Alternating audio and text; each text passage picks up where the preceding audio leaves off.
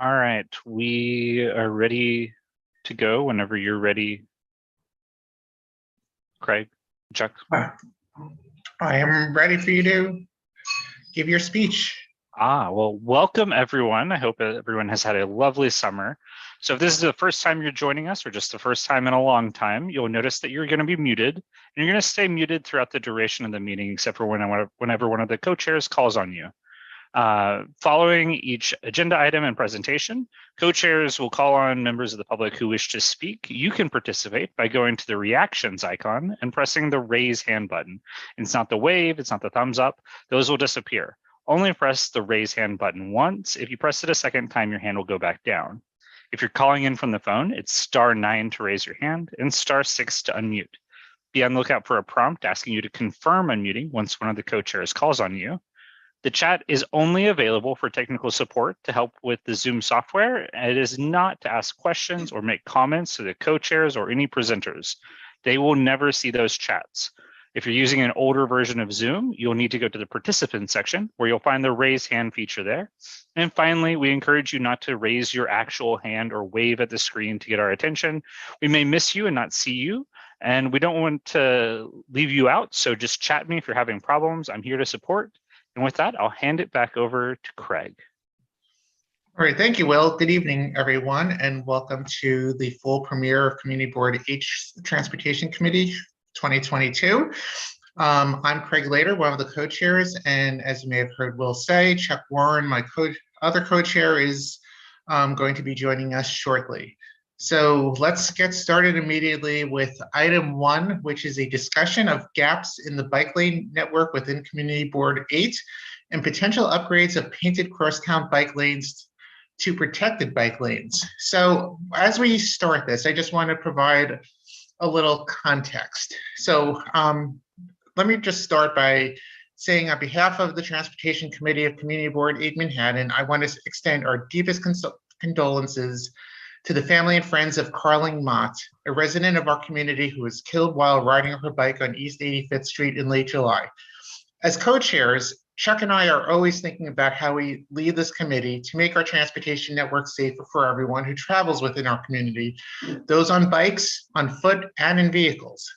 After hearing about Ms. Mott and recognizing that riding a bike in our community is still an inherently unsafe activity in many locations and situations, we decided we needed to hold this discussion as soon as possible. Statistics bear out the dire need to improve bike safety. According to Crash Mapper data over the past 5 years, from August 2017 through August 2022, there have been nearly 500 cyclist injuries within Community District 8's street network, excluding the FDR Drive, and that includes 4 fatalities.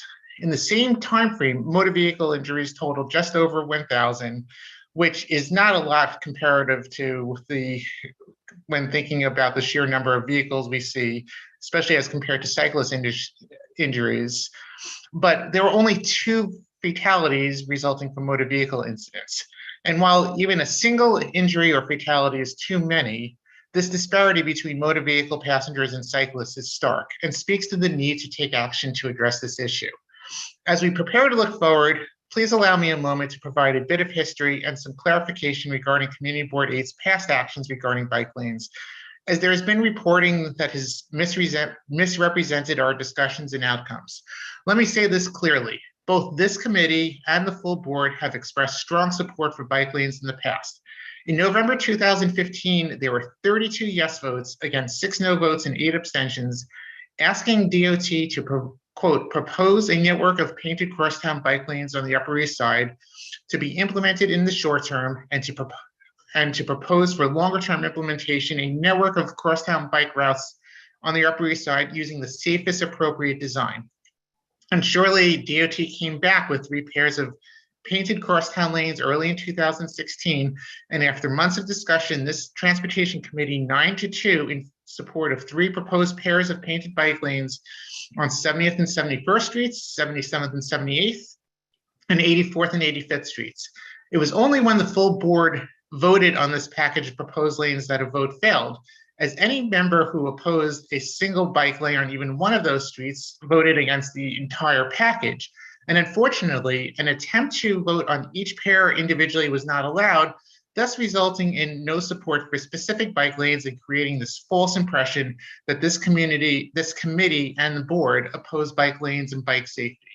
6 years later, here we are again, with the popularity of biking having skyrocketed in community district 8, along with the tremendous success of City Bike. We also now know much more about what constitutes the, quote, safest appropriate design for bike lanes on streets, and know that painted bike lanes don't offer the same level of safety as do protected lanes. It is with that in mind that we are conducting this discussion, recognizing that there are gaps in the bike lane network that remain unaddressed, and that even those streets already furnished with painted bike lanes need to be upgraded to provide sufficient protections for bikers. As we discuss this issue, I would just like to remind those who speak tonight that while we understand this is a topic in which many have strong opinions, we take our commitment to civil discourse very seriously. We urge everyone to please refrain from personal attacks and to show respect for all speakers and comments, even when expressing disagreements. And we look forward to a fruitful discussion. So with that, Will, do you see either of our council members on the call? Yeah, we have Council Member Keith Powers, who's here. Hi All right. there. Hey, everyone. And Julie Menon is a few minutes late, but indicated that she will be on the call shortly. Thanks. Well, first of all, thank you to CB8 for having this conversation. I think it's a really important one, and the death of a really, really tragic and unfortunate death of Carling Mott is a reminder why it's so important. But we don't want to, of course, in my district or anywhere in the city, be in a position where we're only reacting at these most tragic moments. We want to be thinking and looking at ways across the board that we could be providing safe streets for people that live in our neighborhoods and our community. I had been speaking with Carling's father in the wake of the tragic deaths, and as you might expect, he is, of course, in support of adding additional safety measures here, particularly around bike safety and bike infrastructure. And so myself and Councilor Menon have made a formal request to the department at this location. I'll start with for there to be put in safe bike infrastructure there. It is, of course, we know something that had been looked at in the past and didn't go through, but it is something that we do want to see happen. And so we made a request through a letter that I actually tweeted out. I'm happy to send a copy to anyone that does articulate that desire at that location in particular. We wanted to focus on location as one particular spotlight here because of the accident there, and wanted to give it its due diligence and give the family, of course, their respect to make sure that we upheld their request for safety there, bike safety measures there. But, across the board here, myself, I know Councilmember too, but certainly Councilmember Kalos have been advocating across the board for years to add more infrastructure in here. And here's why. I think, for starters, as somebody, I think City Bike around the city, you can, if you are riding a bike, you are just tremendously safer, and you feel safer, and you will realize all the conflicts that you come into play with while riding a bike. That makes it, having a bike lane there is just essential to your safety. For me, also for pedestrians and for vehicles, it also does create a clearer, delineation of our city streets. And based on all the things we discuss all the time about vehicle safety, and I hear a lot of folks, talking about also bikers and the behavior that they have, and I see it, of course, sometimes too, going through red lights and things like that. It's good to have places where you are making a clear delineation of where people should be. So I want to say thank you. First of all, we love your support in the 85th Street area for doing more streets, upgrades there. There's also the issue of the trucks and whether we should be looking at what happened there with the truck, because it's believed that it was illegal for that truck to be on that street. But second is across the board in the Manhattan right now, we have river to river, I think, a need and desire to be looking at ways to make it safer for everyone to get across through the park and across.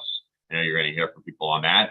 And in our area, I think we should be looking at places to make our neighborhood a safer place. You're seeing a much higher demand of people just to be even taking basic things like City Bike to get around the city. I think we should be offering them a safe place to do it. And of course, to my fellow bikers, I always say the same thing, which is you also have to be a good, follow the rules of the road, and you have to be a good neighbor to people in your community too when you are choosing to do that. And we have, always to remind ourselves to be good and well behaved when we do that. But I think it is important. And so we have sent a letter on 85th Street, and we have asked for the Department of Transportation to look at doing things there. We're hopeful they will come back to us soon with an answer on that.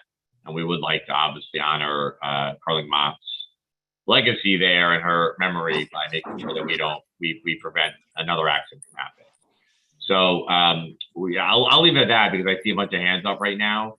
I also want to note I have a new staffer covering CB8. She's on here. Her name's Jessie K. You'll find her in the chat. And she actually worked for me on my campaign, then worked for Congressmember Carolyn Maloney, and has recently come back on. So she's pretty familiar with the area, but will be handling Community Board 8 for me. So you should also feel, of course, if you have any issues you want to follow up with her, you can do that as well. But with that, I see a lot of hands up, so I'm happy to take questions or do. Thank you, Councilmember. I think before we move into the general discussion, Councilmember Julie Menon, he's joined us. I want to provide her the opportunity to speak as well, but thank you for your comments. Great, thank you so much. And I apologize for the background noise. I'm out.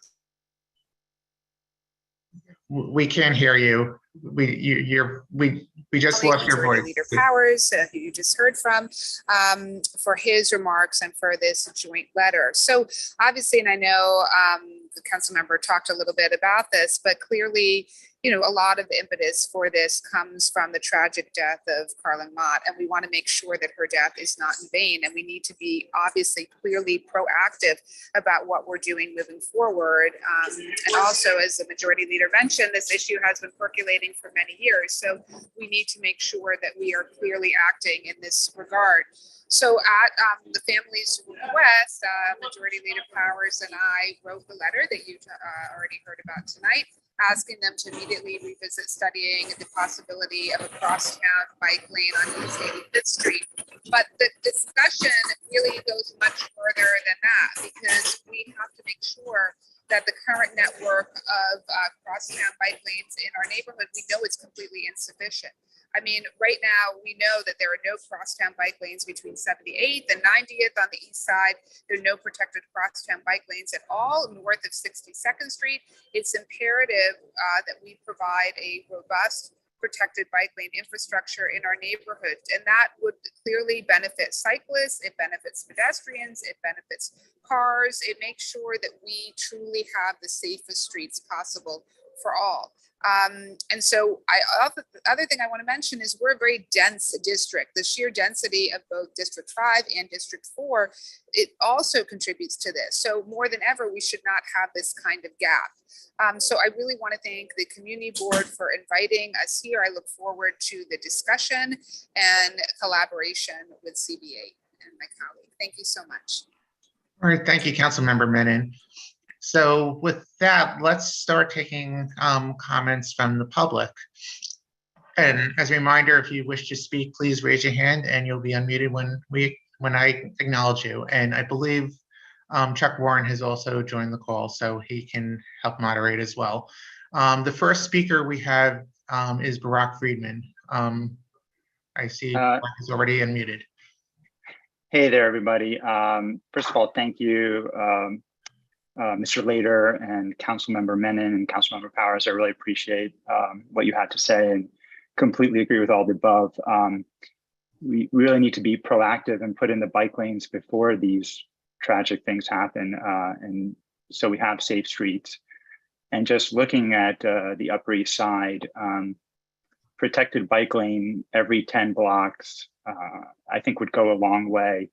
And then, once, even looking at 85th Street, which is really important, once you get to 5th Avenue in the park, what are you going to do then?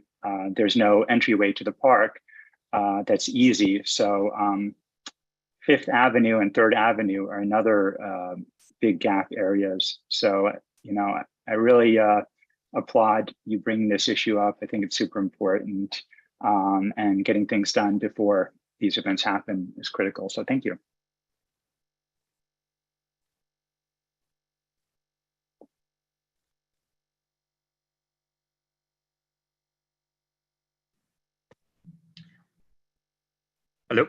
Yeah, go ahead, Liam. Looks like we lost Craig, so. Oh, that's a shame. Because I rather like Craig's words at the very beginning. But yeah, so my name is Liam Jeffries. I live on 62nd and 3rd Avenue. And I'm honestly kind of sick of having to have these. I'm going to be very, very blunt. I am very, very sick of having these because this is not a new occurrence. We've had many, many deaths from many, many cyclist deaths, many, many pedestrian deaths within this area in the last few years. It's skyrocketing now. The numbers are going up citywide, but they're also bad here. And it's just, when's something going to happen?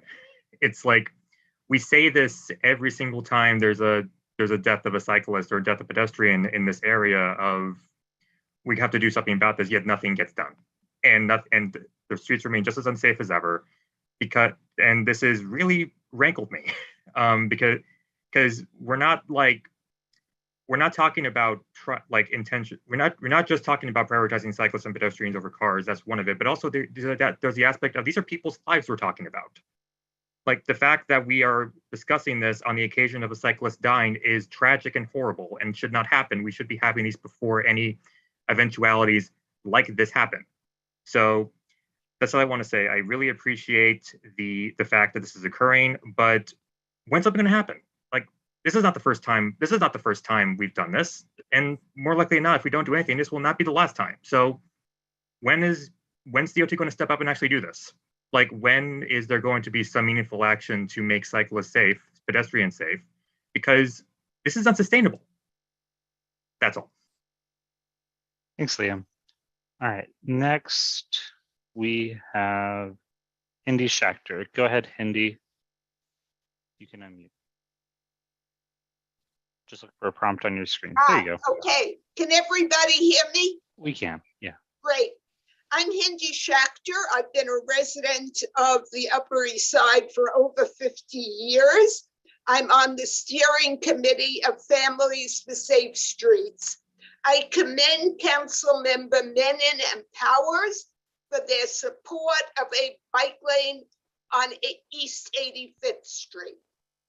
And of course, that support came after Collingmott's tragic passing. What we have to do is we have to think about overarching network-based plans that will bring a future where we're not constantly coming back to the Transportation Committee after somebody has died. Unfortunately, very often, safe street advocates have come before the community board. They have asked for bike lanes. And even though it's true, a lot of people on the board support it, the vote is negative. Nevertheless, the bike lane doesn't get built.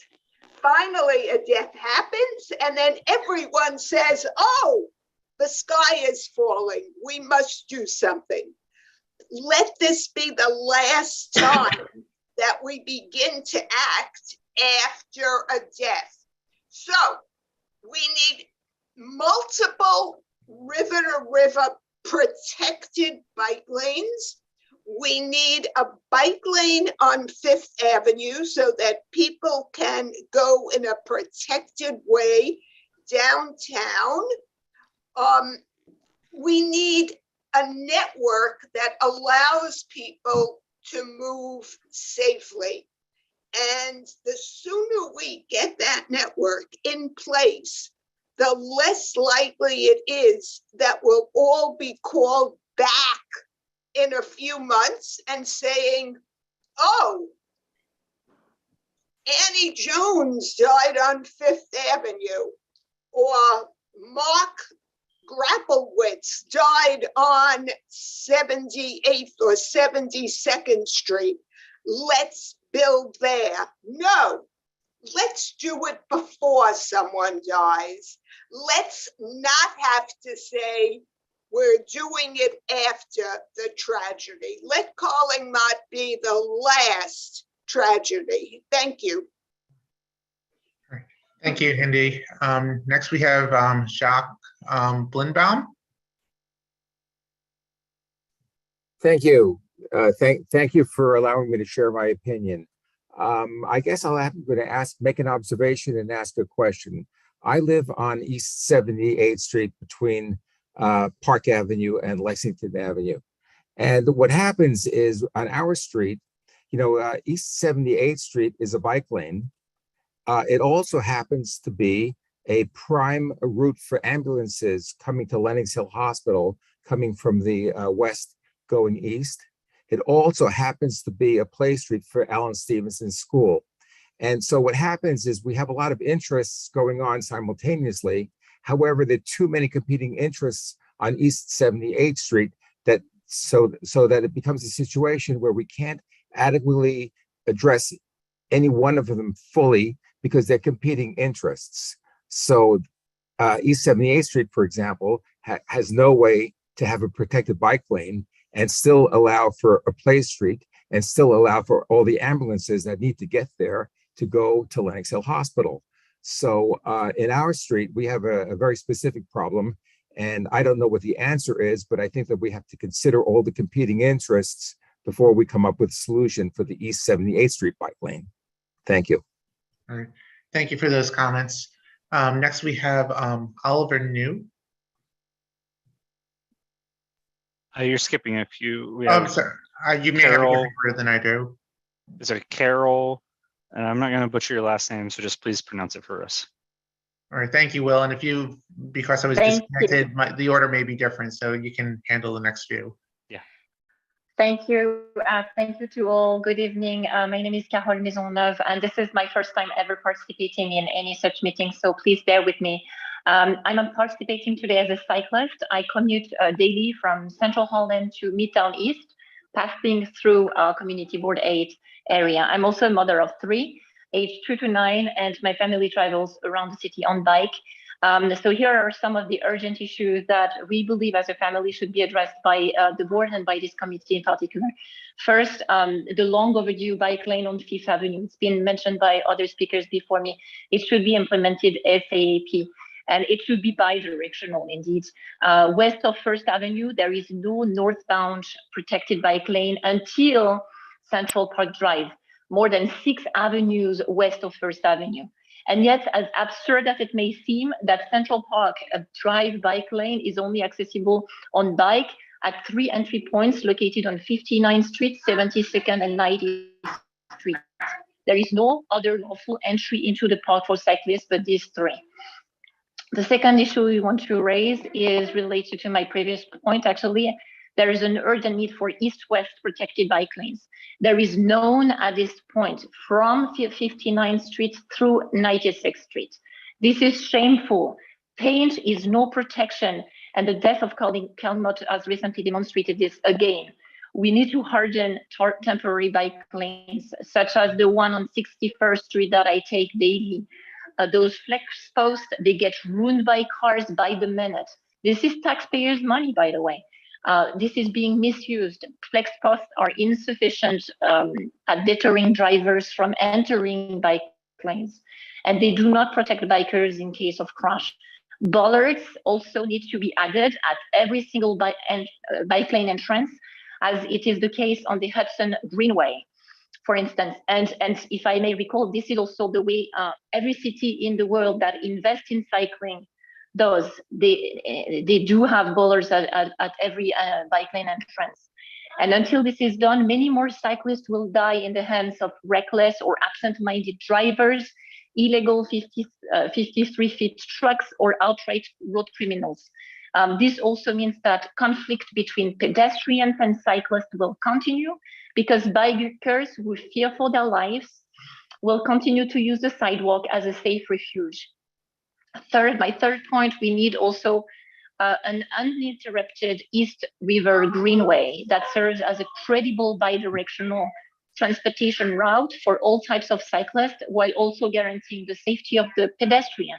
And fourth, and I finish here, and this should actually be my first point, I think, we need a civilian complaint mechanism, because both the NYPD and the DOT have proven they are either unable or unwilling to enforce traffic laws. And violations have been skyrocketing lately, putting everyone's life into harm's way. So I thank you for your attention, and thank you for listening to me and the opportunity to speak. Thank you. Thank you very much. Will, who's next? We have Debbie Kersner. Debbie, go ahead and unmute. Hi, everyone. My name is Debbie, and I apologize if there's some noise from my other kids. I'm a mom of 3, and this is my daughter, Nina, and she just, along with me, had a message for the community board today. I go to school on the east side, and starting this year, I'm going to bike there. It would be helpful if there are more protected bike lanes. Okay, on 72nd Street and 5th Avenue. So as you heard my daughter Nina say, she bikes. My husband's been biking the kids on the back of their bike for 2 years now through the east side. And I can say that every day I'm worried about it because of the lack of safe lanes. And I really hope that this community board, when they're thinking about bike infrastructure and bike safety, keeps in mind that it's families and children that are using the bike lane, and that we really need to create a safe infrastructure for them. And when we're thinking through safe infrastructure, I echo what others say. The avenues need to have protected lanes, the crosstown protected lanes. Paint alone is not protection, and I just want to focus particularly at intersections. For children who are shorter, it's very difficult for cars to see them at intersections. So if you create open sight lines, by not letting cars park directly at the intersections, by creating slow corners, there's a lot of ways to make smart intersections. That's going to go a long way for making it safe for families to bike with kids. And I'd also add that as a pedestrian, they also really help pedestrians as well. You can have traffic islands that make the crossing shorter, especially at wide spots like 3rd Avenue. So thank you so much for taking this into account, and our children, thank you. Great. Thank you very much, Debbie. So next we have Samir. Hello. All right, let me just quickly, I've made a little prepared statement, so I'm just going to read off of it. So I just want to start by saying, voicing my agreement with what Representative Powers was saying and what other people have said so far. We shouldn't have to pay with a pound of flesh for every single piece of bike infrastructure we get. I live on Park Avenue, and I often find myself biking in the Upper East Side, and it would really help if we had a network of safe bike infrastructure, especially in high traffic areas. Specifically, also wanted to call out 5th Avenue. The DOT has actually proposed plans for making 5th Avenue a complete street with a bike lane from 59th to 45th or so. So if we were able to add a bike lane on 5th Avenue above 59th Street, it would be super helpful and would connect to that new bike lane that is being proposed. The next closest southbound bike lane is in the loop on the west side or on east on 2nd Avenue. And we don't ask cars to go that far to the way to go in the direction they need to go. And I don't think we should do that for bikes either. I often see bikes going on 5th Avenue going southbound, and it's honestly super dangerous. Like, they probably shouldn't do it for their own safety, but I don't really know where else we're asking them to go. So I think it's reasonable that they're doing it, but we're asking them to mix with buses, and it's not safe. So having a southbound bike lane on 5th Avenue that would complement the loop going northwards would help replicate the structure on the west side that I think works pretty well. One thing that I would suggest is to think about this concept of one of each before two of any. So basically what that means is that we can adopt a framework that says we need to address each use at least once before we address any of them twice. So for example, if there's a street with parking on both sides, but doesn't have a bike lane, and we think about, okay, if we redesign the street from nothing, what would we do? We'd address each use once. So maybe a travel lane, then a bike lane, and then a loading zone before we add another parking lane or another bike lane. So, if we have any roads with parking on both sides, there is ample space for a bike lane or for emergency vehicle use or anything else. We just need to maybe think about how we're using that space currently and if it's the best use of space. I very much support adding a protected and robust bike network on the Upper East Side and the rest of the city. And I hope that the community board will speak in support, especially on 5th Avenue. Thank you. Thanks, Samir. Next, we have Oliver? Hi, everyone. So I just briefly have a few words to say about the whole situation. Right now, on the street, we have three groups of people, right? We have pedestrians, cars, and bikers all trying to move around the city. And I understand, people might not like bikers, think that they shouldn't use the road, whatever. But like it or not, all of these groups will exist. Delivery workers have to deliver, they have to do their jobs. People are going to move around the city in bikes, period. So like it or not, all these groups are going to exist. And I think there's currently two problems, right? One is on almost every single crosstown street, 75% of the space, or probably more, is dedicated directly to cars. And I understand, every time we do one of these, every time after a tragedy happens, we have this discussion. People mention ambulances, schools, or whatever, reason for why some specific streets shouldn't have bike lanes, but, another street, which, nobody ever proposed an alternative for, should have a bike lane, or, another street should have a bike lane. But, nobody ever mentions the fact that on so many of these streets, there are two sides of parking, and nobody ever thinks, or the people who bring up these scenarios never actually, mention that, hey, maybe we can just get rid of one of these lanes of parking. The second issue we're facing is that we have an incoherent network of bike lanes. So we would never accept a world where pedestrians mix with cars, right? Because I think everyone here understands that there is an inherent danger that cars can pose to pedestrians, which is why we have elevated sidewalks. And the reason why we don't apply the same logic to bike lanes is incomprehensible to me. It's impossible to follow the rules of the road if we have a situation where there is a hodgepodge network of bike lanes, where we have bike lanes on some streets and then they don't connect to each other. If it's just an incoherent system. And finally, paint is not protection, right? Like a car can easily drive on paint. We would never paint a sidewalk and say that, pedestrians can walk here. Cars weigh 100 times more than bikes. So fundamentally, paint is not protection. Cars will park in it. Cars will double park in it. We need, very strong barriers, not just these vertical, whatever, somebody mentioned that these vertical, whatever they're called, get run down by cars on the daily. So paint is not protection. We need real protected bike lanes, and we need real traffic calming measures, and every 10 blocks cross down. All right, thank you, Oliver. Trevor is the next person. Is that the same that you have, Craig? Yes. Okay, I think you may have caught up with us. I think so also. Great, thank you for having me. We're having problems hearing you. You're breaking up. You may want to shut your video if you have it on. How is that? Is that better? That's better. Great, thank you. No, so thank you for the conversation. Thank you for the councilman's support. I am a resident of the Upper West Side.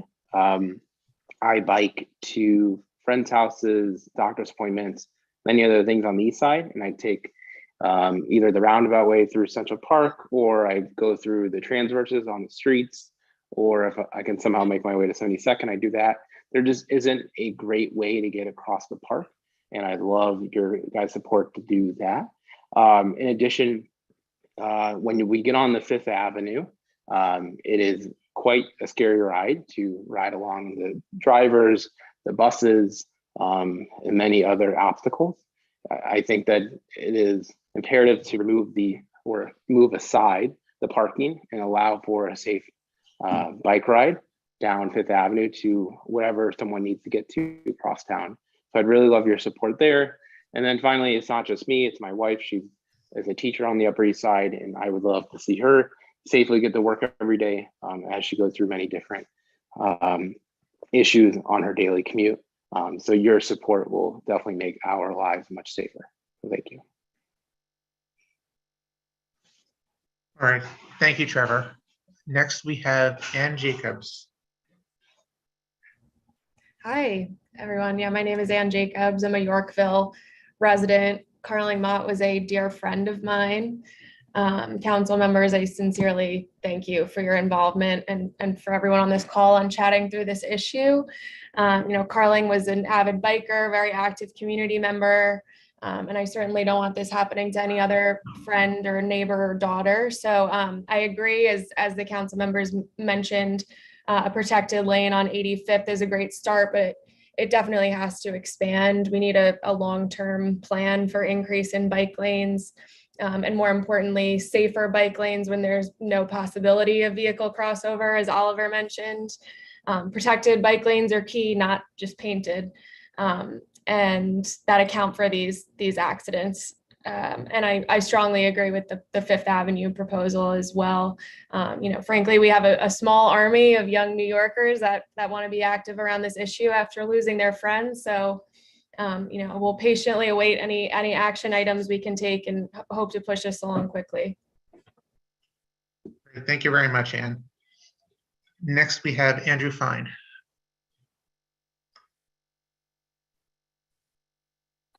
Hi, folks. Just wanted to chime in that, at least on a personal basis, I fully endorse the idea of fully protected, and I think that's critical, fully protected bike lanes. The painted bike lanes just do nothing, and they don't provide safety for anyone. I do think there's a feasibility question regarding 84th Street, 85th Street, 86th Street. 84th and 85th crosstown streets, heavy traffic. 86th Street, unfortunately impossible thanks to institutions like Fairway that block like 2 or 3 lanes of traffic anyway. I can't see where there'd be a bike lane there. So I'd figure that 83rd and 87th Street might be considered in a link up to 5th Avenue to get across the 84th Street transverse or the 85th Street transverse, depending on how you're looking at it. And just to throw out like a crazy idea, like a little bit of a Hail Mary, I think we should consider, because I think 72nd Street is a natural way to get across, and 104th Street is clearly a natural way to get across, but you need something in between. And so my Hail Mary would be to actually consider an elevated bikeway above the transverse going across 84th and 85th Street. Most of the passing there is depressed, so you could easily build above it, and it would provide a completely safe way to cross the park. And you could have exits for the Park Drive East, the Park Drive West, and also the East Side and the West Side. Just throwing that out there, but most importantly, I think we need protected bike lanes across town. That is a no-brainer. Thank you. Thank you very much, Andrew. Next, we have Ben Rathner. Hey, everyone. First time doing one of these things. I agree with pretty much everything everyone said. One area I'd also like to point out is on 77th between Park and Lex by the hospital. It's basically a parking lot for everyone other than bikers. And it's either double parked or there's ambulance doors opening, or the valet parking by the hospital is physically moving into the bike lane. So that's an area where I've seen a lot of bikers have to dangerously drive. All right, thank you very much, Ben. Next, we have Devin. And if you're, Hi. And just identify your last name. I know what it is, but just for the record. Hi, my name is Devin Gould. And I'm a former public member of this committee, and I was on this committee when we passed the resolution in favor of crosstown bike lanes in 2015. And I really wish the DOT had implemented protected bike lanes, not in the 60s, 70s, 80s, 90s, and we perhaps could have avoided this tragedy if they had only done that. I'm really grateful for our council members for supporting a comprehensive bike lane network. On the east side, we absolutely need it on cross streets. We need it on 5th Avenue and 3rd Avenue. And, I understand Andrew Fine is throwing out some Hail Marys. I'm not sure about raised bikeways, but something that many cities do is have a center running bike lane. That's something it exists on Pennsylvania Avenue in Washington, D.C., between the White House and the Capitol. It's something that they could do on 72nd Street and 86th Street.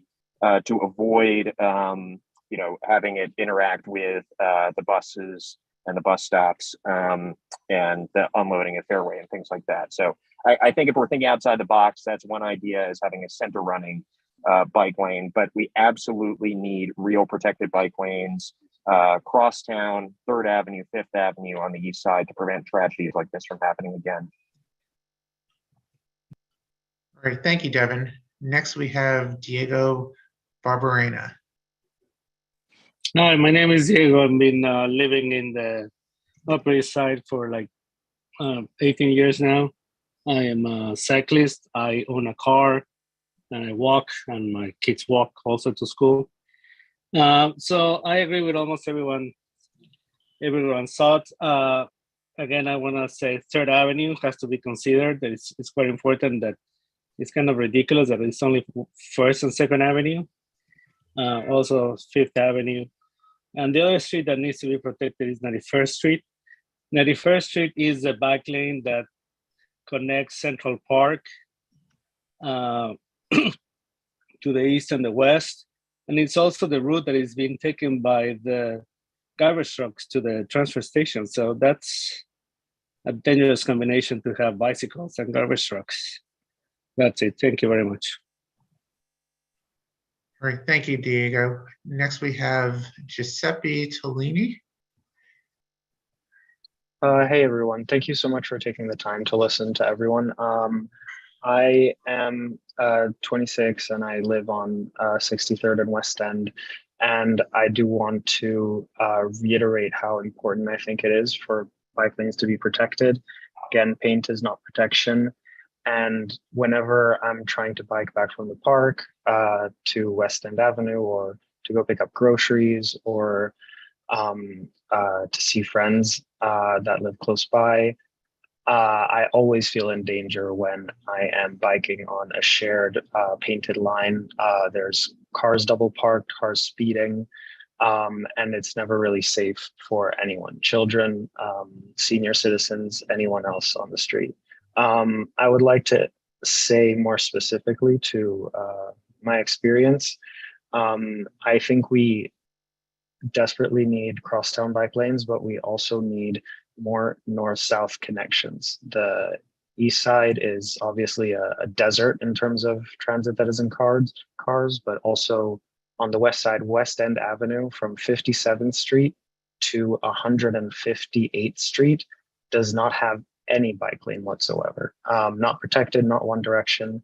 I think we need a very wide two-directional bike lane that goes all the way down from Upper Manhattan, from Little Dominican Republic, all the way down to Hell's Kitchen, because it's the main artery for delivery drivers that bring people's food. There's tens of thousands of residents that live along this axis, and 77% of the street is dedicated to cars until 72nd Street, and from 72nd Street to 70% of the street is dedicated to cars. There's no protection because the streets are so wide. They're not even used most of the time at night. I can see it from my window. There's like 3 cars and the whole street is empty. This allows for speeding. I have many times risked my life by just going to the grocery store 6 blocks down because some guy is speeding down West End Avenue. And there's many schools, there's children, there's elderly folks, there's people rolling with all different kinds of abilities. And it's absurd that we need to cower at the edge of the street and imagine risking our lives. On the issues of crosstown streets, I would just like to put kind of it to everyone's attention that it is incredibly easy for someone to drive 30 minutes from Jersey and park for free on, say, 78th, 81st, 84th, 98th Street. But it is dangerous for a child to go play in the park 2 avenues down because of cars that are parked and taking up space, and speeding, and have and putting lives in danger. So thank you everyone for listening. This is my first time doing something like this, so thank you for your patience. Thanks everyone. Thank you very much. And next we have, not sure how, apologies. Hi, my name is No, go ahead. Hi, my name is Michel van der Kloor. First, I want to say that I second with a lot of people are saying. I am from the Netherlands and lived in Amsterdam for many years. And I think that's a city where it definitely works the biking. Obviously grown up with biking, but I think the key there is that it's really infrastructure and redesigning your roads. It's not just adding a bike lane to a street. It's really looking at your entire street and maybe even blocks of street, and then designing the infrastructure with barriers or with slightly elevated bike paths compared to sort of the road bike path, and then actually the sidewalk. People and cars need to know that there is something, and as a lot of people have said, I think by just putting some paint on the ground, that's not enough. That's what I want to leave it with. All right, thank you very much, Michelle. So I don't see any more speakers from the public at this moment. People who wish to speak from the public may feel free to raise their hands, but right now we're going to move on to board members. So let's start with Alita Camp. And I'll just remind everybody, excuse me, that they can find the raise hand button under the reactions icon on their screen. Hi, thank you. I'm Alita Camp. Thanks, Craig and Chuck, and thank you, council members Powers and Menon, for your presentation and your belief in the safety and need for safety for everyone. I'd like to mention that on 84th Street, and I'm pretty sure 85th Street, trucks are not permitted. I know they're not permitted on 84th Street because there are signs on Madison Avenue that say trucks turn and go north, and then they're supposed to go east on 86th Street. They don't do this. Buses don't do it, not city buses, but private buses don't do it, and trucks don't do it, and they don't do it all day and all night long. So I think that's a big issue that needs to be addressed. There is absolutely zero enforcement. Cops don't even realize that trucks aren't supposed to be there. So that's a big issue that needs to be dealt with. And that makes 84th Street and 85th Street very congested. I support safety for everybody, and I believe that bike riders should be safe as well from those little mini motorcycles that go the wrong way on those bike lanes and that can't be safe. There needs to be some kind of regulation for those little mini motorcycles to help pedestrians, to help bikes, to help everyone who doesn't expect that they're going the wrong way and they're going on sidewalks. So in thinking about everyone's safety, I call for some kind of regulation of those things, and also for registration for those, because they don't have license plates and you can't even see who they are. And then last, there is an enormous amount of congestion on the Upper East Side, far more than in many other neighborhoods and far more than in many European cities.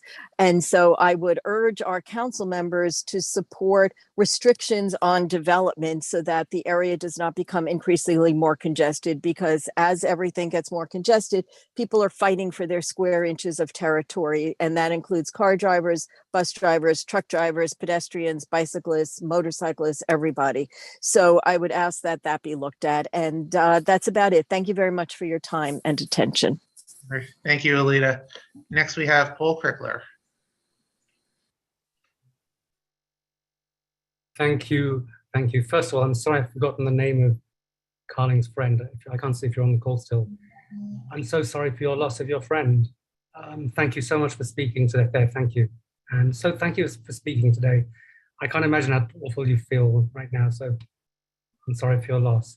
I would like to propose a resolution. Is that okay? Yeah, there's no... We can leave all the bits at the top to do later, but the guts of the resolution would be to ask the DOT to provide fully protected bike lanes every 10 blocks or so, nothing specific, the whole length of Central Park, both sides, and also a two-way protected bike lane around the whole of Central Park. I think if we could get this, it would transform the lives of tens of thousands of people who live in New York. People who ride a bike to work from one end of the city to the other, from people who ride across town, people who just commute or go and do shopping, like so many people here have spoken about, just going about their life. Paul, I should have said before you speak to that resolution, we should have asked if there's a second. It's my first time doing it, so apologies for not knowing. Not a problem. Is there a second? I see a hand being waved. Lori, is that you? Great. Thank you. Now, All just right. remind people, if you want to second something, use the thumbs up reaction. Helps us I out. think Billy was as well. I saw Billy. All right, sorry, I didn't mean to interrupt, but go ahead. That's what this resolution is, to try and transform the lives of a huge number of New Yorkers, and not just transform them in terms of how they get around, but stop them being killed like Anne's friend was killed just a few weeks ago. And I can't imagine why anybody would have any other interests against this that are more important than the simple thing of saving other people's lives, let alone transforming the lives of people. So I would love it if a lot of my fellow board members would support this, please. It's not specific about which streets, because we don't know the details here, and I don't want to get bogged down in the streets. I'd just like to put the DOT on notice, or give them the request from us that they provide this. I'll be quiet now. All right, thank you, Paul. Next, we have Rita Popper.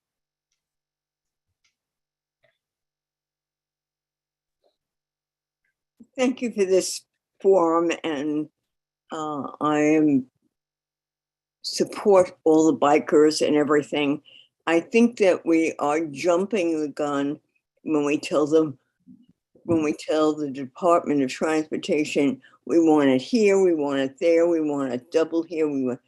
We have not heard from the Department of Transportation what their plans are and when they plan to implement them, because according to many of the people who have already spoken from the public, this is not our first Tea Party. And we don't really have the answers. And I would like to propose that the chairs invite DOT to a meeting specifically to discuss their plans for bike lanes in the city. This is just a suggestion. Well, thank you, Rita, and I can actually respond to that. So I actually did invite DOT to participate in this discussion, and we, as usual, have Colleen Chattergoon, our liaison, as part of this call, listening in. But when I asked about actual participation in this, the response from the borough commissioner was that DOT typically wouldn't participate in a general discussion among the committee, but of course would follow up on any questions or requests that may arise. And in my discussions with DOT, I know that they said that they are open to potential resolutions, and they certainly were not discouraging us from moving forward with this discussion. So I would actually say, based on that it is entirely appropriate for us to pass something, and what we are doing is not premature and would actually be a precursor to them coming back to us with a proposal that they have developed that would be that they would deem to be feasible. Hi everyone, it's Colleen Chattergoon from City Department of Transportation. I'd like to extend my condolences to the bereaved family of the young lady who passed away. That is so tragic. I want to say that we did receive the council members' joint letter, and we are looking into it. And I'm so glad that I'm hearing all of these, positive recommendations, which I will take back to Borough Commissioner Pinkar. So thank you so much for your recommendations. Thank you, Colleen. All right, next we have Billy Freeland.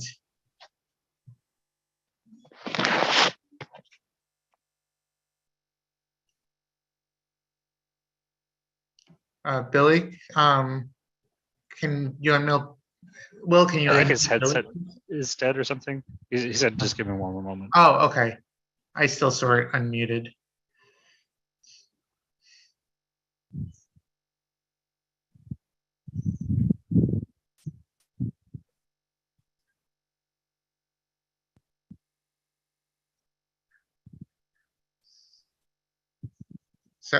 Sorry, I'm not. Can you hear me now? Yes, we can. Okay, sorry, my headphones stopped working while Colleen was speaking. I'm sorry if I missed anything that Colleen just said, but what I wanted to say is, first, I wanted to extend my condolences to Ms. Mott's family, and I want to thank And for being here, and Jacobs and then everyone else who's spoken about this horrible tragedy, I also want to mention, look, a few years ago as a board, we heard proposals from DOT to specifically have bike infrastructure, protected bike lanes on 84th Street and 85th Street. We did not end up supporting those as a community board.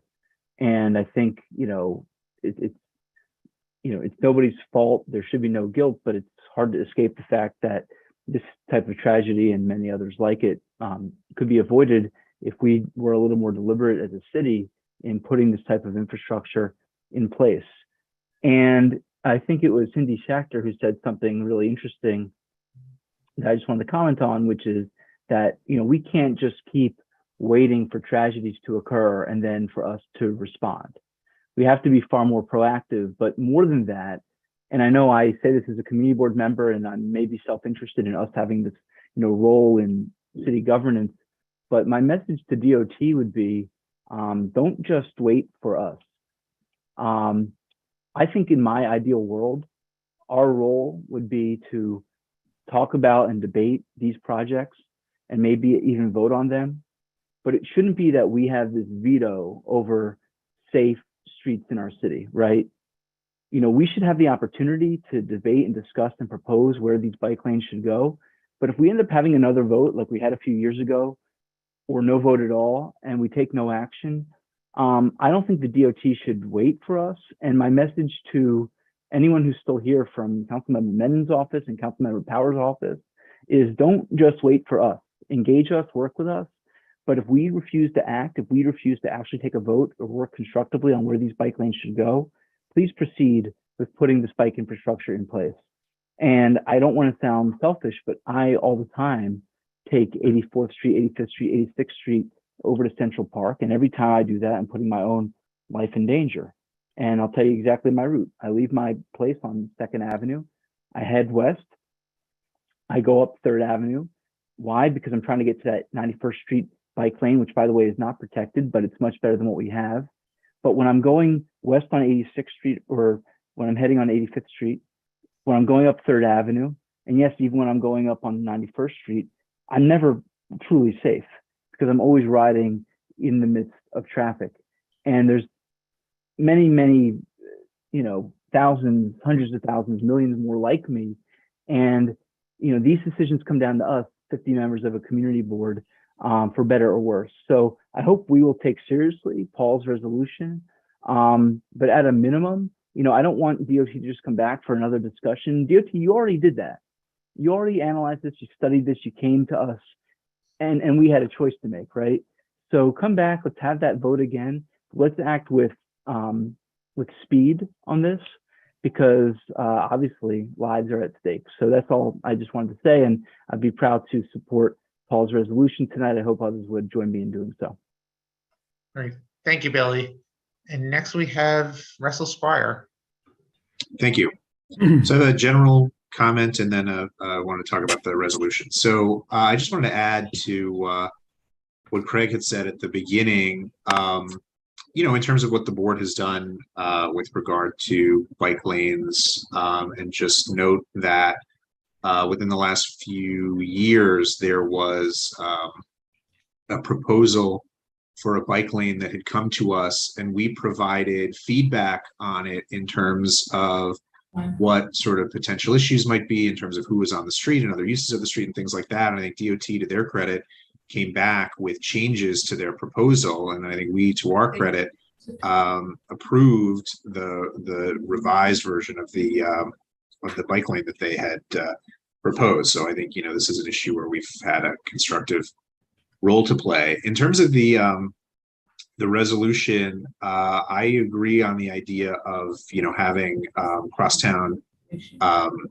protected bike lanes every 10 blocks or so. I think that makes a lot of sense. My question is about the aspect of it related to the bike lanes around the park, and I guess my hesitation on it, and one thing that I don't understand about it, is it seems to me if somebody wanted to bike around the park, the park is right there, they could just as easily bike in the park. Like if you're on 5th Avenue and you want to bike down, along the park, why couldn't you just be in the park and biking down that way? And it may just be something that I'm not understanding, but to me, like, of all the places where you would want to have sort of additional bike infrastructure, the park being right there presumably already gives you sort of a way to bike safely.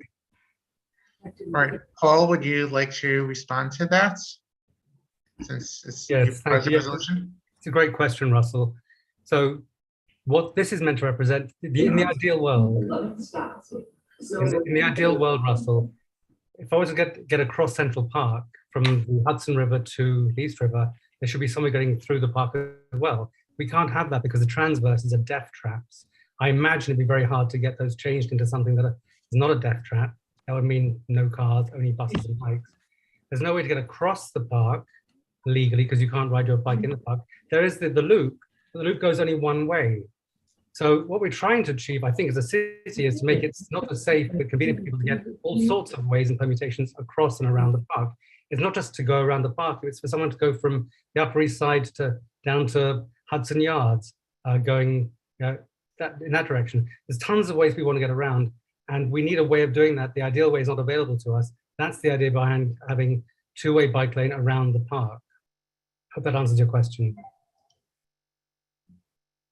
But if somebody's but to go north-south, right? If you're, well, I guess so there's two aspects of it. So if you're just going, it seems to me if you just want to go north-south, the solution is to have a two-way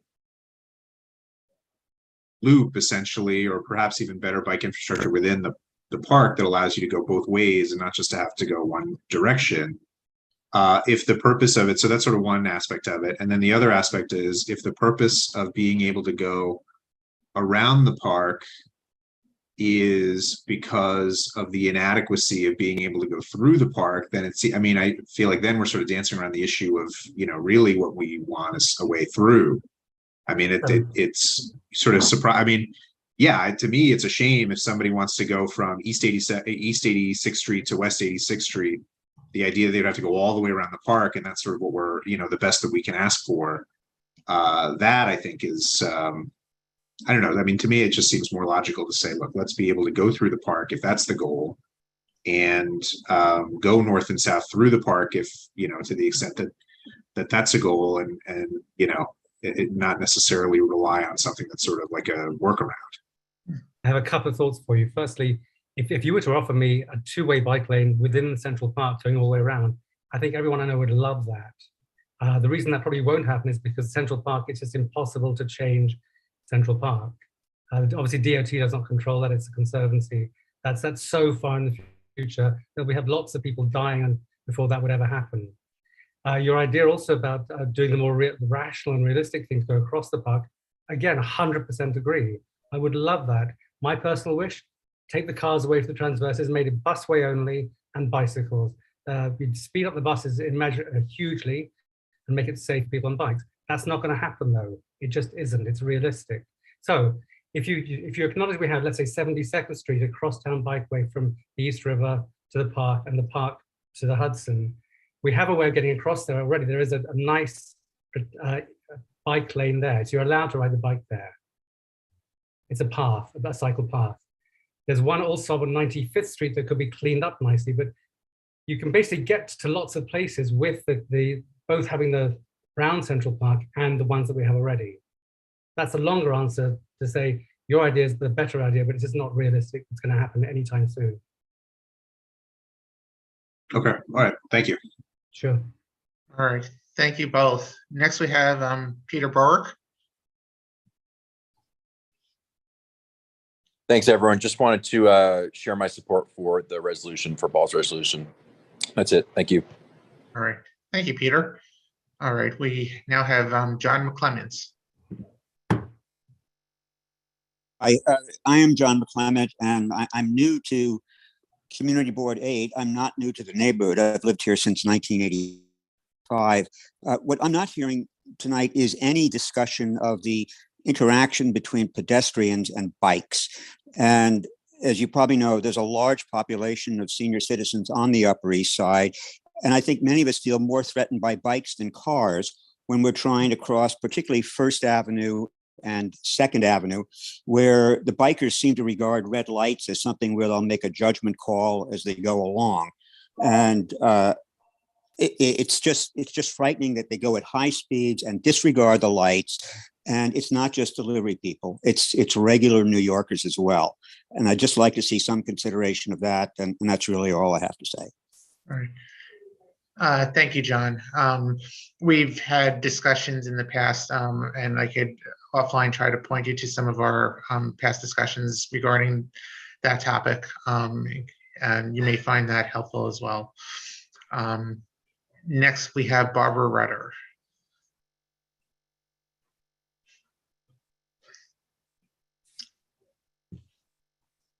Hi. I am in total support of safety and everything they have. I have one question. One problem I have is when I'm in the park is crossing between runners and bikes. I find it very difficult to cross from some of those main streets where the bikes go. Is there any way that we can certainly accommodate with as safe as possible every bikes, but also do something with pedestrian? I'm always petrified I'm going to get hit by either a runner or a bike as I cross. Is there any consideration about what can be done with it? And I find that lights don't necessarily work, and there aren't that many of them. So sometimes in a place where it's not easy to find a light and I could wait for a green light to cross. Are you referring to in the park or outside? In the park, in the park. We're talking about bike lanes in the park, aren't we? Am I missing something? I thought we were talking about doing something to cross the parks and so on. Well, that I think we are, the resolution doesn't specifically say, unless Paul I'm mistaken, doesn't specifically say through the park, because we're sort of conceding that that through the park is very unlikely based on the constraints that currently exist, and the fact that the Conservancy has the final say in the park rather than DOT. Is that correct, Paul? That's exactly correct. This is a matter of expediency. Not trying to design it perfect. It'll never happen. Craig, should we call a question on this? We've heard from everybody. Let's move this along, I think. On Paul's resolution. Yes, although Marco just raised his hand.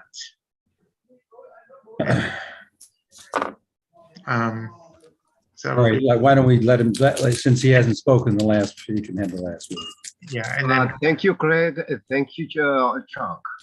The only thing I'm going to say is pretty much Alida covered my points, and I'm going to say that we need a comprehensive study of pedestrians, bicycles, and cars. We have to protect. We cannot accept that any bicycle die, period. We have to protect them. But at the same time, the pedestrian, we have to protect them too. Remember, the community Ward 8 is the densest population in the country. So you cannot compare with Amsterdam, you cannot compare with Washington, D.C. What we have to do right here is we have to protect all of them. And that has to be a good plan. Because if just only we're going to do on one side only, I think it's wrong. And I think pretty much Alida covered very well my points. Thank you so much for the opportunity. Thank you. All right, thank you. And if we are calling the question, currently we have for a roll call, myself, Chuck, Alida, Barbara, Billy, John McClellan, Lori, Marco, Michelle, Mohit, Paul, Peter, Rebecca Lamort, Rita, and Russell. Hey, so why don't we vote? Is there anyone who wants to, if you're voting in the affirmative, you don't have to do anything. And anyone who wants to vote no or abstain or not voting for cause, put up your hand. Okay, why don't we unmute Michelle? Go ahead, Michelle. No. No. And Marco? Thank you, Joe. No. No. Any other hands? Will, do you see any other? Michelle, you raised your hand. Did you want to change your vote? No. Okay. No, she's a no. And Mark was a no. Last call for any other votes that are no, abstain, or not vote for cause. Alita? I'm going to abstain and consider this all for full board. Thank you. All right. Last call. 1, 2, 3.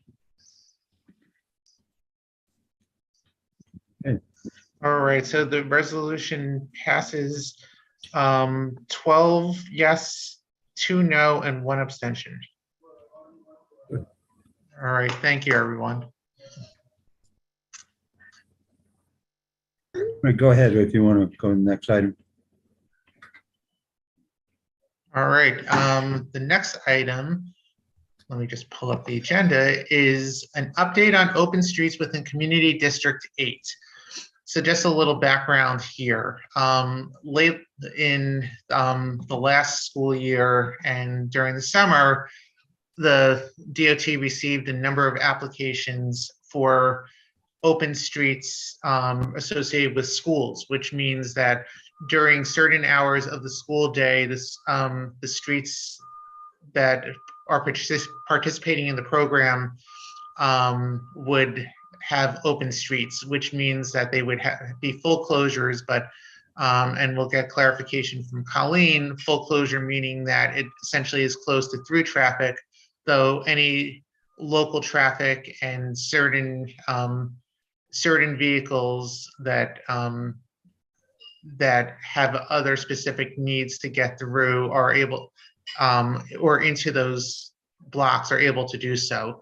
So the agenda includes a list of 11 such open streets, and actually I should say 10 of them are they're actually 11 open streets, and then there's also one open street that's already been in place that was being renewed, which is being sponsored by the Church of the Heavenly Rest on 90th Street. And that was only for a couple of hours a day on Wednesday and Sunday. Otherwise, these are all for specific schools that filed applications. So these have already been approved by DOT and are already in place. We want to just do our due diligence and provide everyone with an update. And if anyone wants, I could read the list of blocks that are going to be closed. Otherwise, I could just bypass that and just take any comments that anyone may have or questions regarding this, because the intent of this discussion wasn't to have a full-on discussion, but rather just to inform everyone and to allow anyone concerned with any of these to be able to raise questions and express their sentiments. So we have Brian Verona first, who raised his hand. Go ahead, Brian. Right. Thank you, everyone. My name is Brian Verona. I live on 78th Street between Park and Lex, which has been designated for open streets, as you may know. It's on the list, and it's been in effect since last year. I'm also the president of the block association between Park and Lex on 78th Street. So I will speak on my own behalf as well as share comments by some of my neighbors, if you will entertain that. So initially, I just wanted to comment, Alan Stevenson, the block is 2 large co-op buildings on the corner of Park, a variety of townhomes, a multifamily building, and Alan Stevenson, which is a school for, I think it's K through 9, all boys, private school. So during COVID, they applied and got the outdoor learning permit. And, clearly, I think the neighbors and the community were supportive of that effort, given the reality that obviously with COVID, they needed to spread out and needed more space. But then this year, it has morphed from being grandfathered into the open street program, which unlike other applicants to the Open Street program, do not require any community support, because I don't believe they would have much support in the community for blocking the street. Besides limiting access between 7 a.m. and 4 p.m.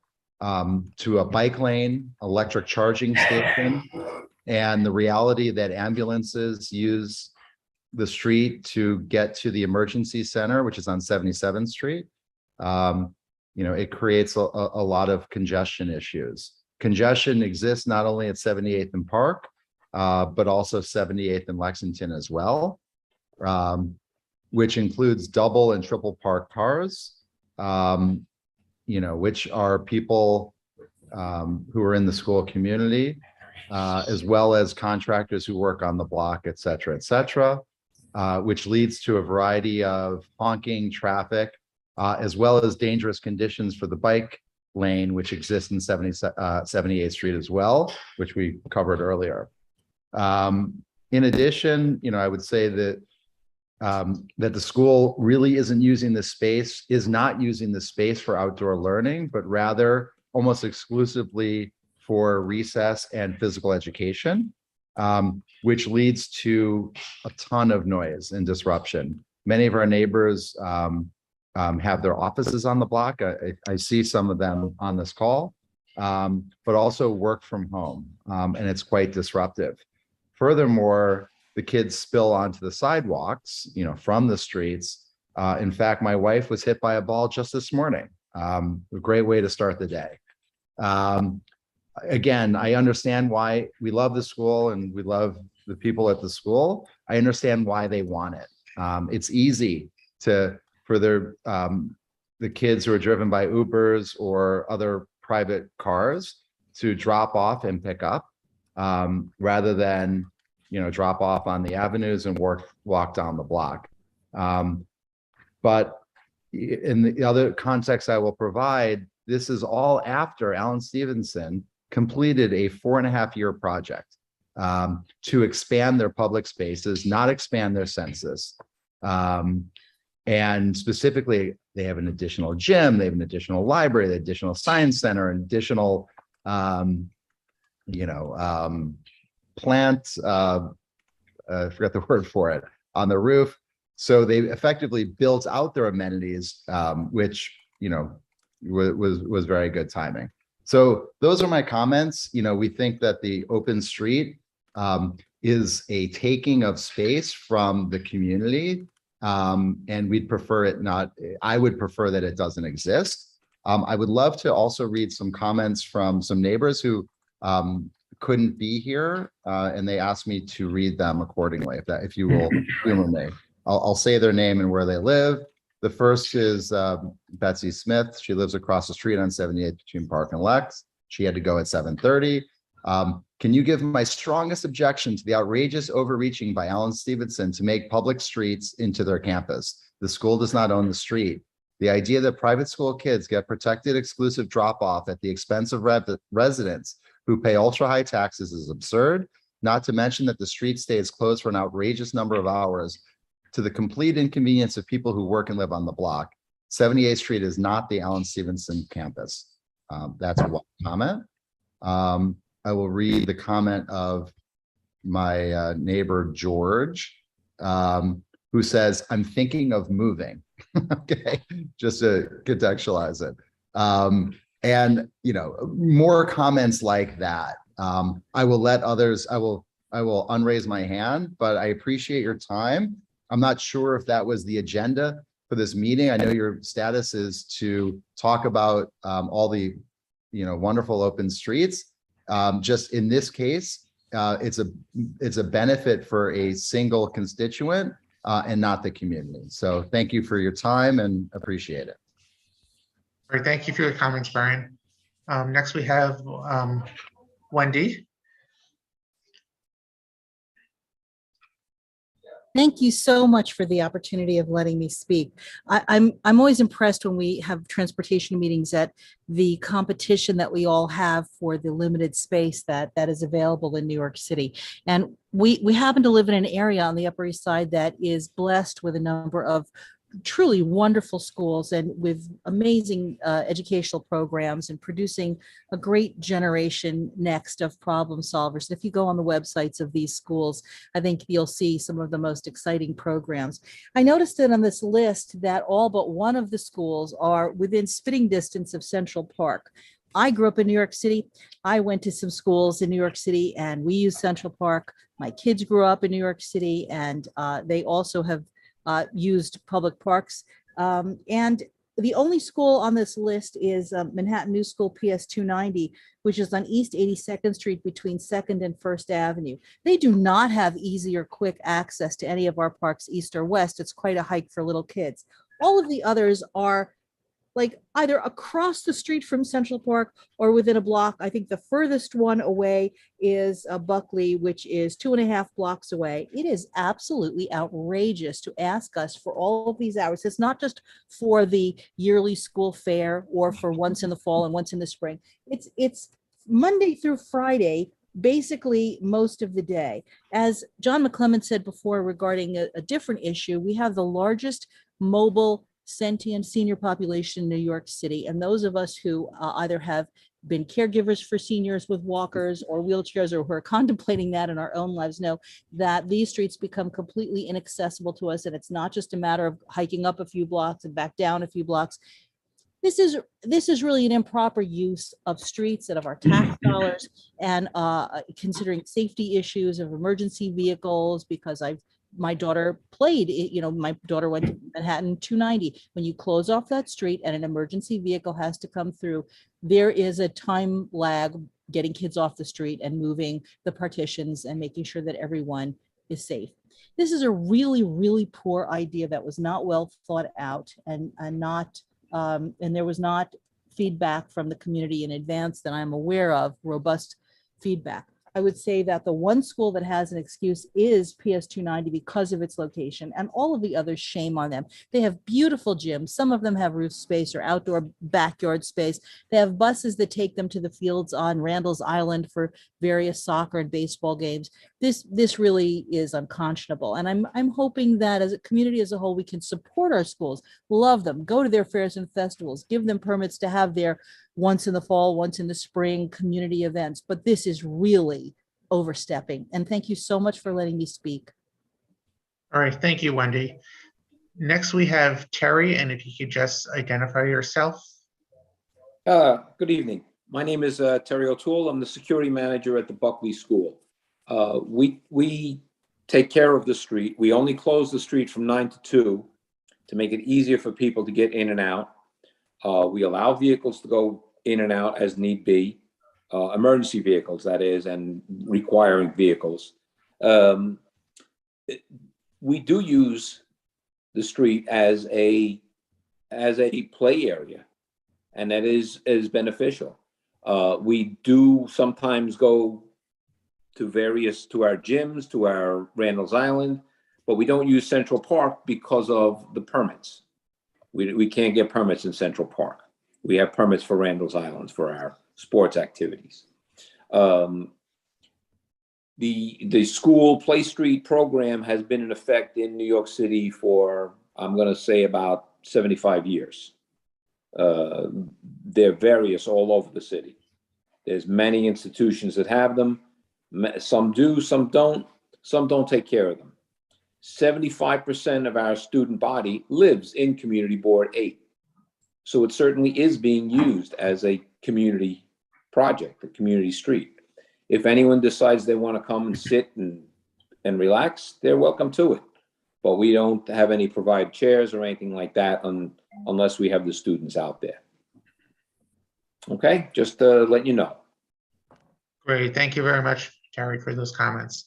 Next, we have Pamela, and if you could just state your last name as well, please.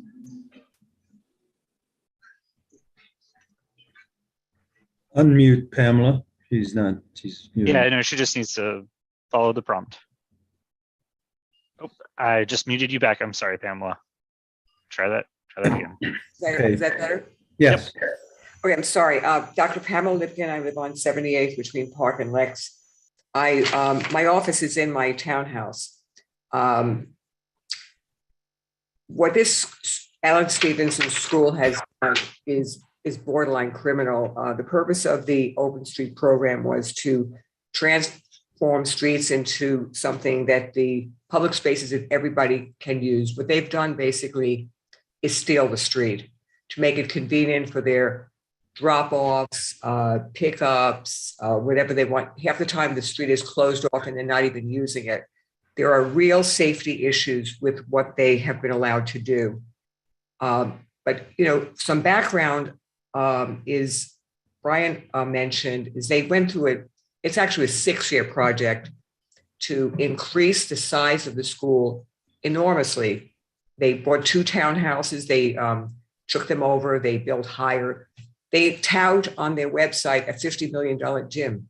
They have rooftop physical activity space. They have their facilities are probably second to none. And for decades, the school was in existence without the need or for taking over the street. And now that they've expanded their facility so enormously, it's an outrage that they also need the street as well. It's basically something for nothing. They used the COVID excuse for 2 years, even though not one kid in that school was wearing a mask, nor were the teachers. So it was almost a sham, but I thought it would be over at some point. But for now, for them to say that they need this as an open street is just ridiculous. During last year, I was given permission by the government to administer monoclonal antibodies for very sick COVID patients. They were available to the public. They were not just for my patients, they were for everybody. The number of patients that were injured by these kids with throwing balls was unbelievable. These patients who were so sick, who needed these drugs, were not able to be dropped off in front of my office. They were dropped off on Park Avenue. The guard would not let them through. And they had to literally crawl to my office and have to dodge balls and screaming kids. Some of the patients that I do surgery on are not really in the mood to be walking from Park Avenue down to my office with bandages on their head. So it's really basically put me out of business. There's a few things that I have a huge documentation on. And one thing really bothers me is that the street, 78th Street is particularly narrow. And according to the DOT website, this should be a 15-foot area for emergency vehicles and ambulances, fire trucks. That doesn't exist. On 14 occasions, I photographed large trucks, like, not 18-wheelers, but large panel trucks parked on 78th Street, blocking the barrier, basically. So if an emergency vehicle would need to get through, besides having to go through the guard, removing the children, they'd have to find the driver of the truck, who's usually absent, to make them move the truck so an emergency vehicle can come down the street, whether it be a fire truck or an ambulance. And it's not just one instance. I have 14 photographs of trucks there for hours, not just, just stopping for a minute with a driver in the truck. I'm talking about trucks parked on the corner of 78th Street. Nobody would be able to get through. This is the type of abuse that this school has allowed to take place. Listen, there's no way I can say I can't live on this street much longer. I cannot work in the house. I have a nurse that's on this call. She logged in. She does not want to speak, but the noise level is intolerable. And, talking about getting hit by balls, getting hit by bicycles, it's so many patients have gotten hit by balls. I once double parked my car to load up the car. I was moving some boxes, and one of the kids ran in my car, jumped in my car in the driver's seat. I mean, the situation is truly, truly out of control. If we ever had to call an ambulance for a patient in my office, I would really dread that day. I don't even know how they would get down the street. And, this today, for instance, was the first day they did it. Well, they had school buses conveniently parked on the street. The parents drop their kids off in their, SUVs, no problem. Everybody else has to be off the street, but the drop-offs, you can't follow up with that and the pickups. And nobody used the street until about 2 o'clock. All right, if you don't mind just trying to wrap up, we have a number of speakers. Anyway, it's a complete misappropriation of the Open Street program. It's really an embarrassment that they call this Open Street. It's only helping the Alan Stevenson School at great inconvenience to everybody else. And thank you very much for listening. All right, thank you. I want to just invite Colleen to be able to respond to some of the comments she's heard so far, whether it be immediately or after the next speaker. Colleen, if you wish to, let me know. And if you could just address anything that, if you're hearing anything that's not being handled properly, or if there are any pieces of information regarding on how open streets should operate that people may not be aware of, any information you could provide could be helpful. Sure, Craig. So as many of you know, Open Streets program allows communities to embrace new public spaces and support small businesses and schools. Over the course of time, I do recall receiving complaints about the Allen School, and we've worked around that, and we have reached out to the school, the head of the school, to express those complaints that we've received. Both the Buckley School, which is on East 73rd Street, and the Allen School on 78th Street, what they have are full closures. So with full closures, no vehicles, there's no vehicle access and no parking allowed when the full closures are in effect. However, there's a 15-foot emergency lane that must be cleared at all times for emergency vehicles to go through. The Buckley School, the full closures is from Monday through Fridays from 9 a.m. to 2 p.m. And the Allen School is Monday through Fridays from 7 a.m. to 4 p.m. What I'm hearing tonight, especially about the Allen School, is the fact that the school is not using the street as what it's intended under the program. And I'm taking notes, and I'm going to take this back to my colleague who oversees the Open Street program, and to let him know, and we will reach out back to the Allen School. But in the meantime, I strongly suggest, if the community feels different, that maybe the board can send us a resolution on this as well. Colleen, it sounds like there is a problem on 78th Street with the Alan Stevenson School. I mean, that's what I'm hearing tonight, and the problem continues. Yes. Okay. Well, I think we ought to do something about that. I agree. Yes. All right. Should we continue with additional speakers? Yeah. All right. We have Jacques Blinbaum. Okay. Thank you. I also live on East 78th Street between Park and Lexington. And I just want to quickly voice my view that the Alan Stevenson School is totally abusing the entire concept of the Open Street program. I've seen them have breakfast for parents and children, giving out cocktails, giving out snacks for parents.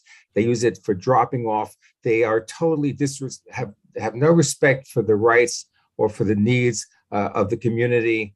They really hold themselves above everyone else in every way. It's also the noise level is just incredible. I mean, we all have children.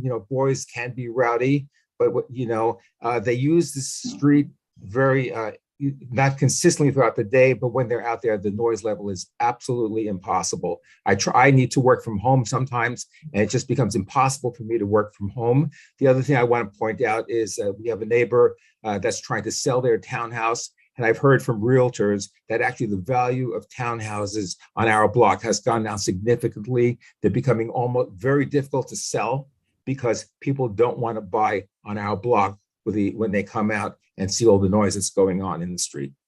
So we feel that this is really a taking whereby we're not being compensated. Government is really taking away our rights as property owners without compensation. And I just think this is totally outrageous. Thank you very much. All right, thank you.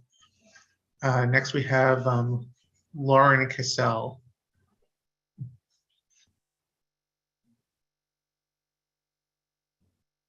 Do you hear me? Yes. We hear you. Hi, I'm Dr. Lauren Cassell. I actually live and work on 78th Street. My office has been there. I'm a surgeon, a breast surgeon, since 1992. And my office is active from 9 to 5. So by closing off the street, my patients are denied access, and some of them are quite elderly, to be able to be dropped off in front of the office. Some of these patients are post-op. The other thing is they have no way to get a taxi or transportation to get picked up in front of the office. There have been times when my staff has had to walk out with the patients to Park Avenue to try and get them a taxi. I'm being denied access for my patients to my office, and it's not, I'm half the time there's nothing going on the street. And the other thing is, I don't think it's gym, it's recess that the kids are having out there, and they're just running around and screaming. Before COVID, I very often saw the kids walking over to Central Park, and they played in Central Park. And as many people have said, we lived for 4.5 to 6 years through the construction of a major project which gave them these facilities within their building. And by taking over the street, they've denied us access, not only for my office, my home. We have been stopped and not been able to drop off or pick up things in front of our home. And told, my husband was once told when lumber was being delivered that they should unload it on Park Avenue and carry it down the street, which was totally absurd. So I think it's been a tremendous overreach in taking over the street from 7 a.m. to 4 p.m. You know, we need to have access to our offices. I have an office there. Dr. Chen has an office. Dr. Warren has an office. Dr. Lipkin has an office. I think we have rights as well. And we've got to balance these with the needs of the school. And they have more facilities than they had previously to taking over the street. Thank you. Next, we have Stephen Warren. Hi, my name is Dr. Stephen Warren. I have a medical office on 78th Street between Park and Lexington. I specialize in facial surgery, and I specialize in treating children with facial differences and other disabilities. And what seems unfair to me is that the Alan Stevenson School is allowing the children who are privileged enough to attend that school access to 78th Street, whereas the disabled children that I treat are not allowed access to my medical office. Some of the children have limited mobility, and walking down or wheeling the children down the street to gain access to the office seems unfair when the Alan Stevenson School has alternatives for recess that wouldn't prevent us from conducting business and taking care of patients. Also, the noise level is very loud, and the front part of our office, which borders on 78th Street, in this spring or nice summer days, you cannot open the windows in the front of the office because of the screaming from the children would inhibit our ability to communicate with our patients. So I agree with everything that's been said previously regarding the Alan Stevenson School, and I think it's unfair that they shut down the street. Thank you. All right, thank you. Dr. Warren, no relation. And next we have Dr. Constance Chen. Hi, I'm Dr. Constance Chen. I'm a microsurgeon. I also have my office on 78th between Park and Lexington. I take care of mostly women, breast cancer patients, as well as women with other breast and body issues. We also have an operating room in our office, and it is really difficult for patients after their operations to walk to Park or Lex and risk being hit by a ball or whacked with something when the kids are playing. I understand that, we all need our space, but prior to COVID, I too also saw them going down to Central Park to have their activities. Plus they just had a new gym built. It is really invasive to have them there during the day, and they're there I think they're there pretty much every day.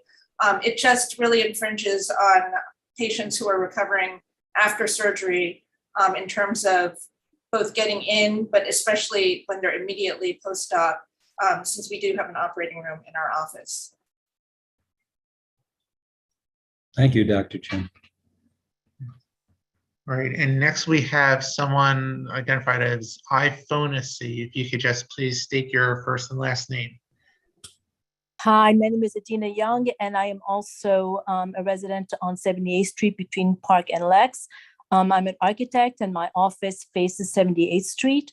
And I just want to double down on everything everyone else has been saying that has made our block extremely inhospitable to the residents, other than the Allison Stevenson students. And I just want to make sure that you understand the amount of frustration that we all feel on 78th Street between Park and Lex. We were very patient throughout their 6 years of construction with all of the workmen and the food trash that was all over our street day after day after day. They have been extremely uncaring neighbors, and this attempt to take over the street, in addition to everything else we've been through, because of them, I think is unacceptable. So I just want to make sure you hear the amount of anger and frustration that we feel on the street. Thank you. Thank you. Right. I think we have one more public speaker, and then we ought to, I think, deal with the resolution, Craig, on this. Yeah, for sure. All right, so our last public speaker is Susan Stammel. Thank you very much for letting me speak. I will be brief because most of what I had to say has already been said. I just wanted the board to know that that Alan Stevenson is using the street for other than kids' activities. And they have bake sales out there. They had parents' yoga on the street. I mean, this is totally ridiculous. And as everybody else said, for many, many years, Alan Stevenson took the kids to Central Park, and now they have even more facilities. They really don't need to use the street. Thank you very much. Yeah, Craig, I think, and Colleen was alluding to it, and I completely agree. I think we ought to, tonight, I mean, we can't take any necessarily punitive actions against Alan Stevenson, I don't think, without noticing it. But I think we could get a resolution tonight that asks the Department of Transportation to look into the abuses that appear to be underway by the Alan Stevenson School at East 78th Street, to the abuse of the open streets program.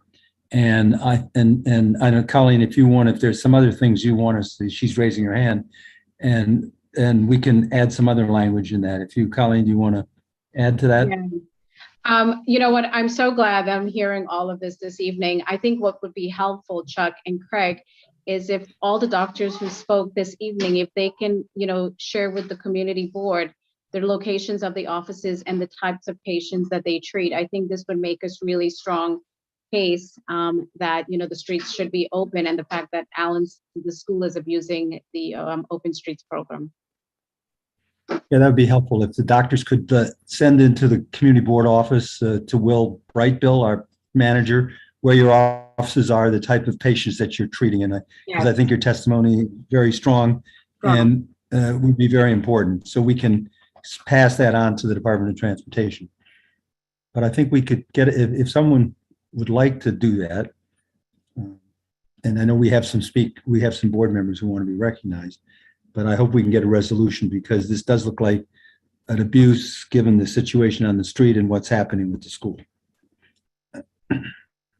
And we had a gentleman here from the Buckley schools. They seem to be doing things. They have a shorter time period, and we haven't been any complaints about them, at least not that we heard tonight.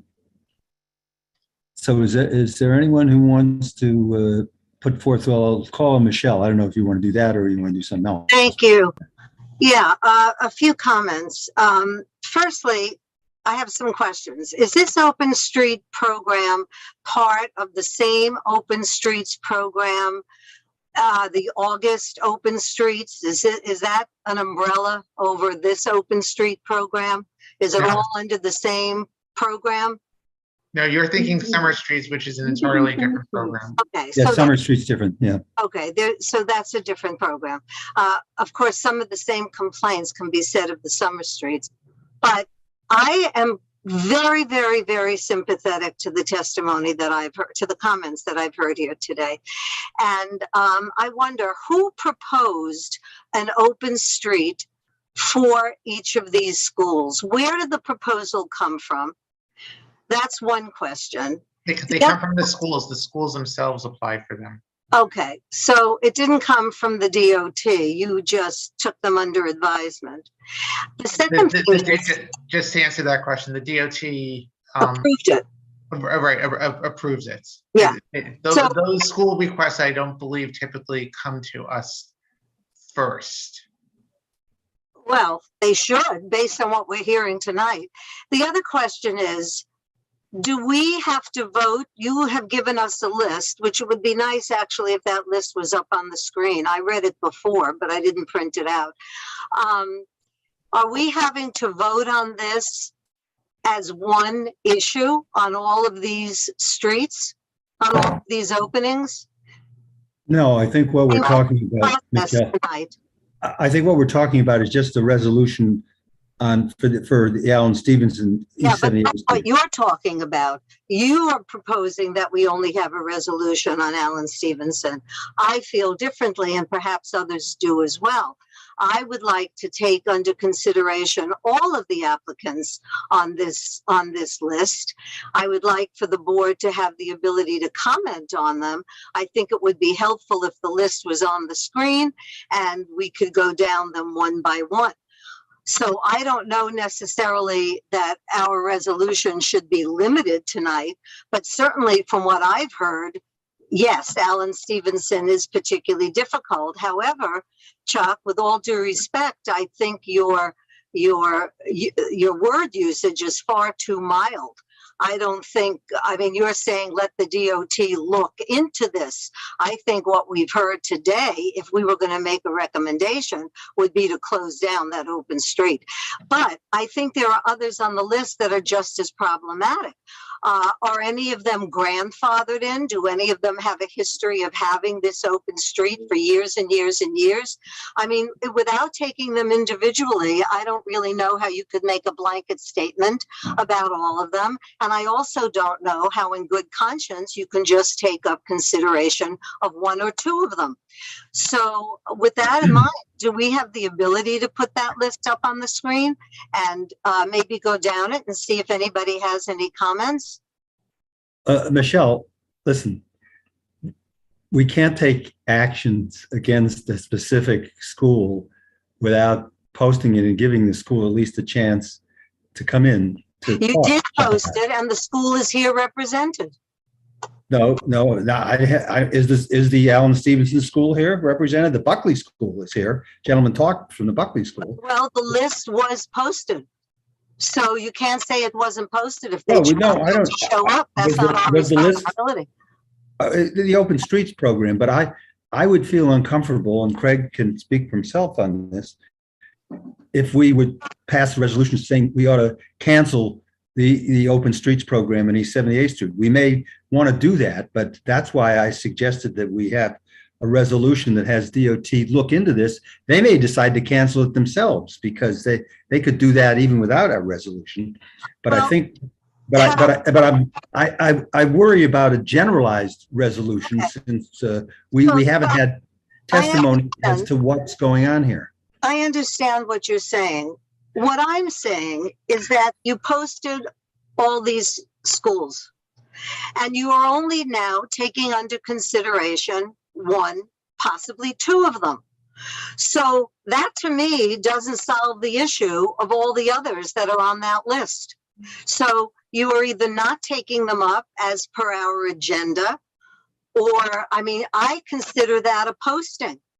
You did post them. If those schools didn't show up, well, we can't be responsible for that. But what we are responsible for is we should at least discuss them. You have a list. You're only talking about two. For all you know, there are people on this call that have comments on the others.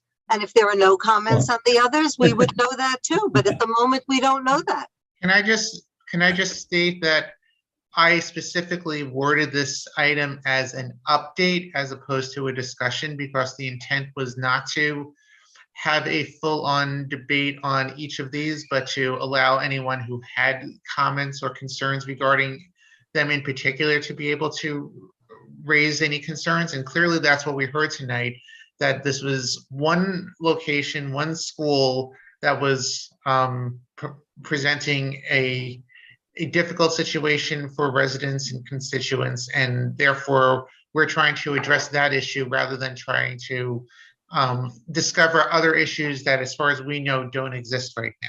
Well, did you know that issue existed before you posted the list? We received some complaints, which is why we decided that we should bring this up and have this item here. It wasn't because forgive me, that to me, I mean, your semantics don't make much of a difference to me, Chuck, Greg, although I understand what you're saying.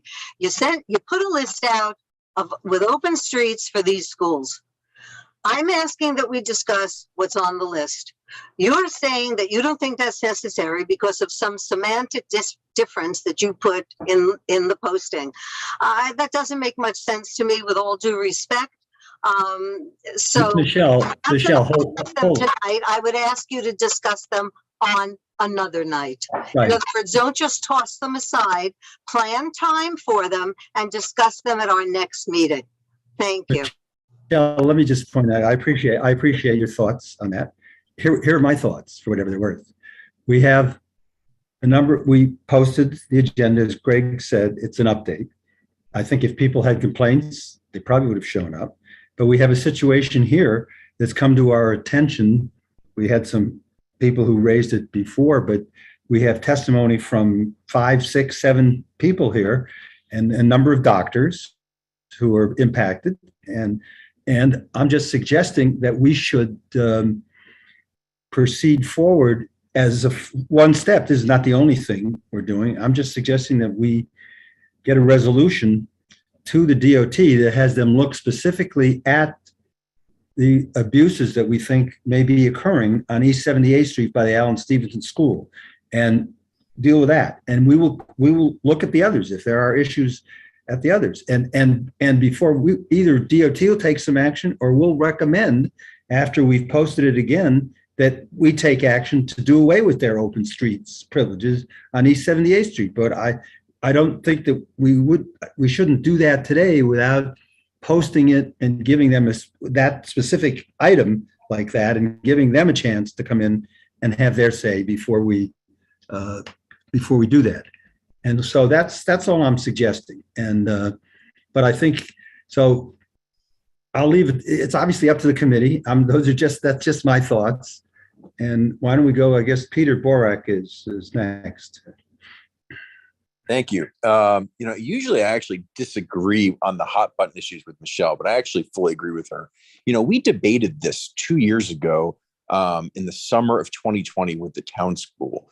And this wasn't really just, so first of all, I want to say thank you to the many residents of 78th Street for showing up. But, with the town school, there weren't complaints necessarily about the town school, but what we talked about was the concept in a bigger picture that we were going to be taking away public streets in favor of private schools. And I went to Wagner, and as many of you know, Wagner is shut down, has the street on 76th Street shut down. I always appreciated that. So I'm not totally against the idea of shutting down streets, maybe for drop off or maybe for pickup, but full day closures just doesn't seem right. And especially for a private school, it really just doesn't seem appropriate. And so I hear Craig and Chuck, I hear what you're saying. And, maybe you are right that it is not appropriate to discuss this now. And we should give proper notice that this is really gonna be a full agenda item. But I do think it is appropriate. And I do think that the board should take action in line with our prior precedent from 2 years ago. It's just not right. And especially if you have, it's kind of crazy that we have to even talk about this, but patients with COVID that need monoclonal antibodies are, crawling to a doctor's office so parents can do yoga on the street. That's just wild. But beyond that, though, I do think we should look at each and every item individually. So this is a long meeting, so I'll stop talking. But those are my thoughts. Thank you. Rita, I guess, is next. Rita Popper. Question: what is the difference between a play street and a closed street? It appears to me that it is the amount of time. And Peter is right about the town school. And if you remember correctly, there was also the Francais Lycée, and they were right next to John Jay Park, and they didn't want to use the park for their play area. I have only seen play streets that are closed during the lunch hour so that the kids can play in the street. And that's it. It's not, what goes on the street at 9, 10, 11 o'clock in the morning that you need to have a closed street? Can somebody tell me the difference between a play street and a closed street? Colleen, why don't you go ahead on that? So Rita, that's an excellent question. Play streets are now termed open streets. So under the old play streets, you did have streets that were closed for certain hours, whether it was for 8 a.m. to 3 p.m. But at the same time, those streets were manned with school personnel.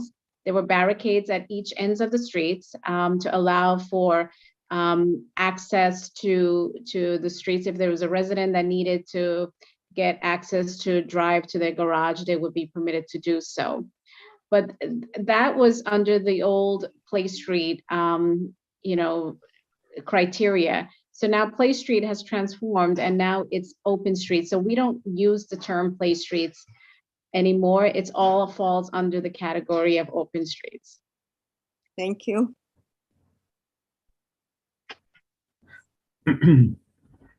Marco? Thank you, Chuck. Thank you, Craig. I think everything has been said. I'm going to add something else. This school came more than 6 years ago to the community board requesting to give you more floor area to protect the children. And the children, they're supposed to be protected. They should be on the roof. Now, the school, they want to also use the street and just only for themselves. The school has been received from our community already too much. This is probably one of the few schools that has been asking for a variance, and we has been granted to them.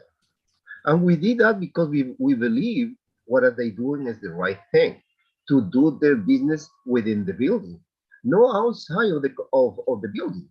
And what I'm listening carefully, what the doctors mentioned, is something wrong. I wish that my fellow community member were alive, Terry. She will be jumping all over the place. Well, I think that's the only thing I'm going to say. And Michelle is right too. Thank you so much. Okay, well, I guess the as I see it, the issue before us is, do we want Colleen from DOT indicated she's heard the discussion and she's going to bring things back, and we're going to have the doctors send some information into Will. And the question is, Colleen said they would appreciate a resolution from us asking them to look into this situation. And I think it's something that makes sense to do. So I don't know if anyone would like to step up and do that. Michelle? If we are to have a resolution, I would ask that it include the Buckley School as well.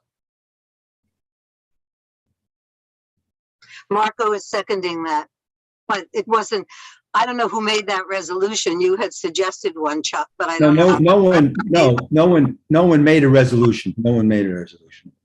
Okay, well, if someone makes a resolution, I would like it to include the Buckley School as well as Alan Stevenson. So now that I spoke, I don't think I can make a resolution.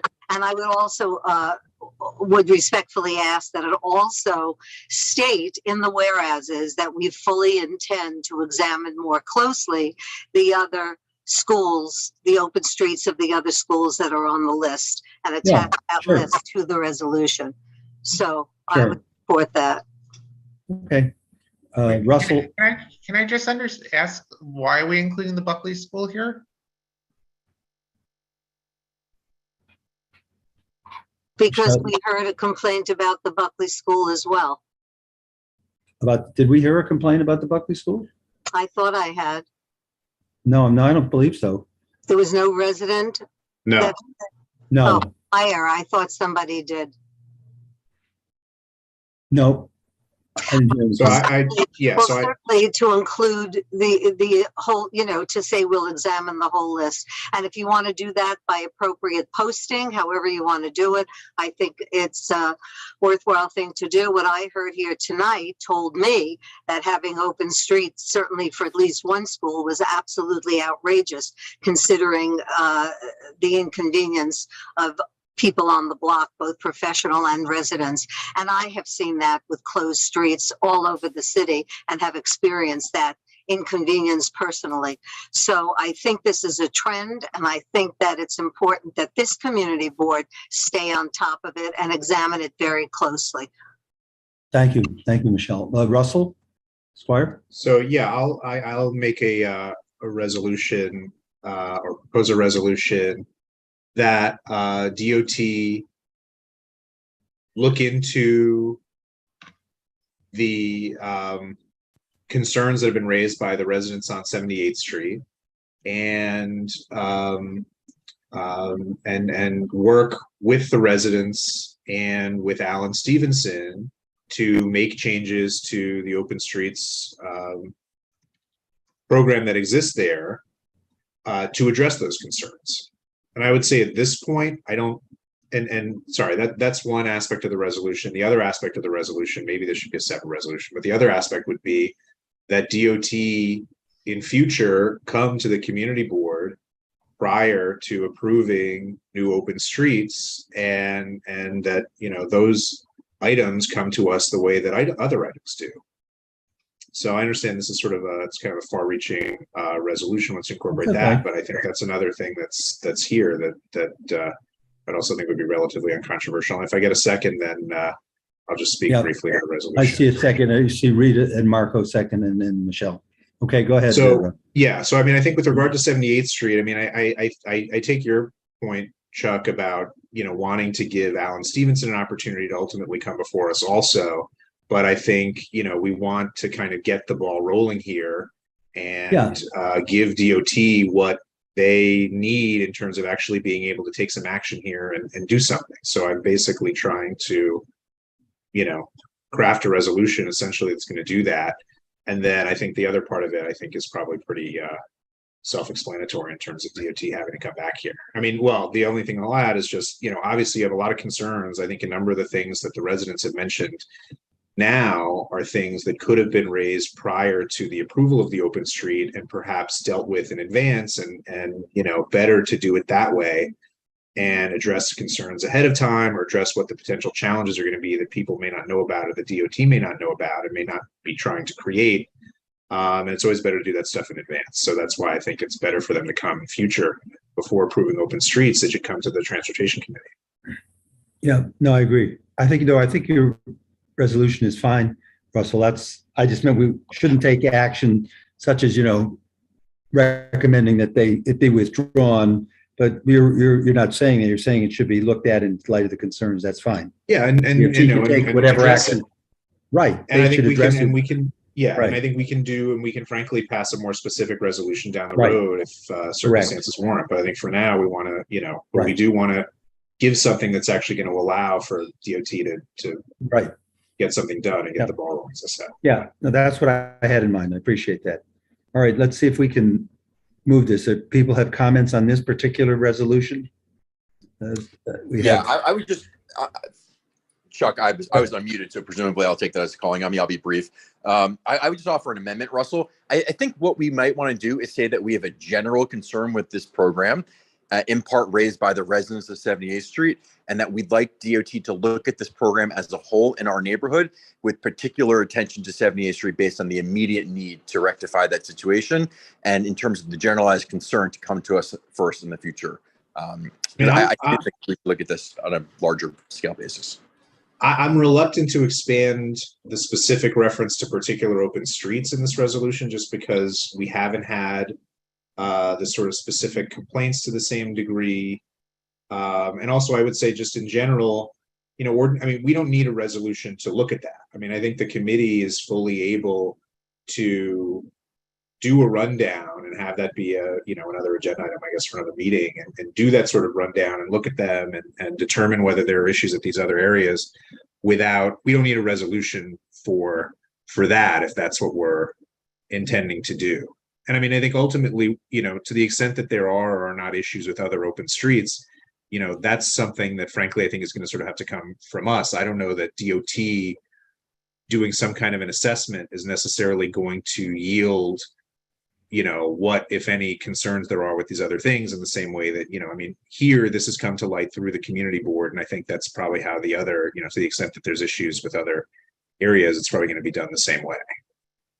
Okay. And if I may, I have only heard complaints about open streets about this one location.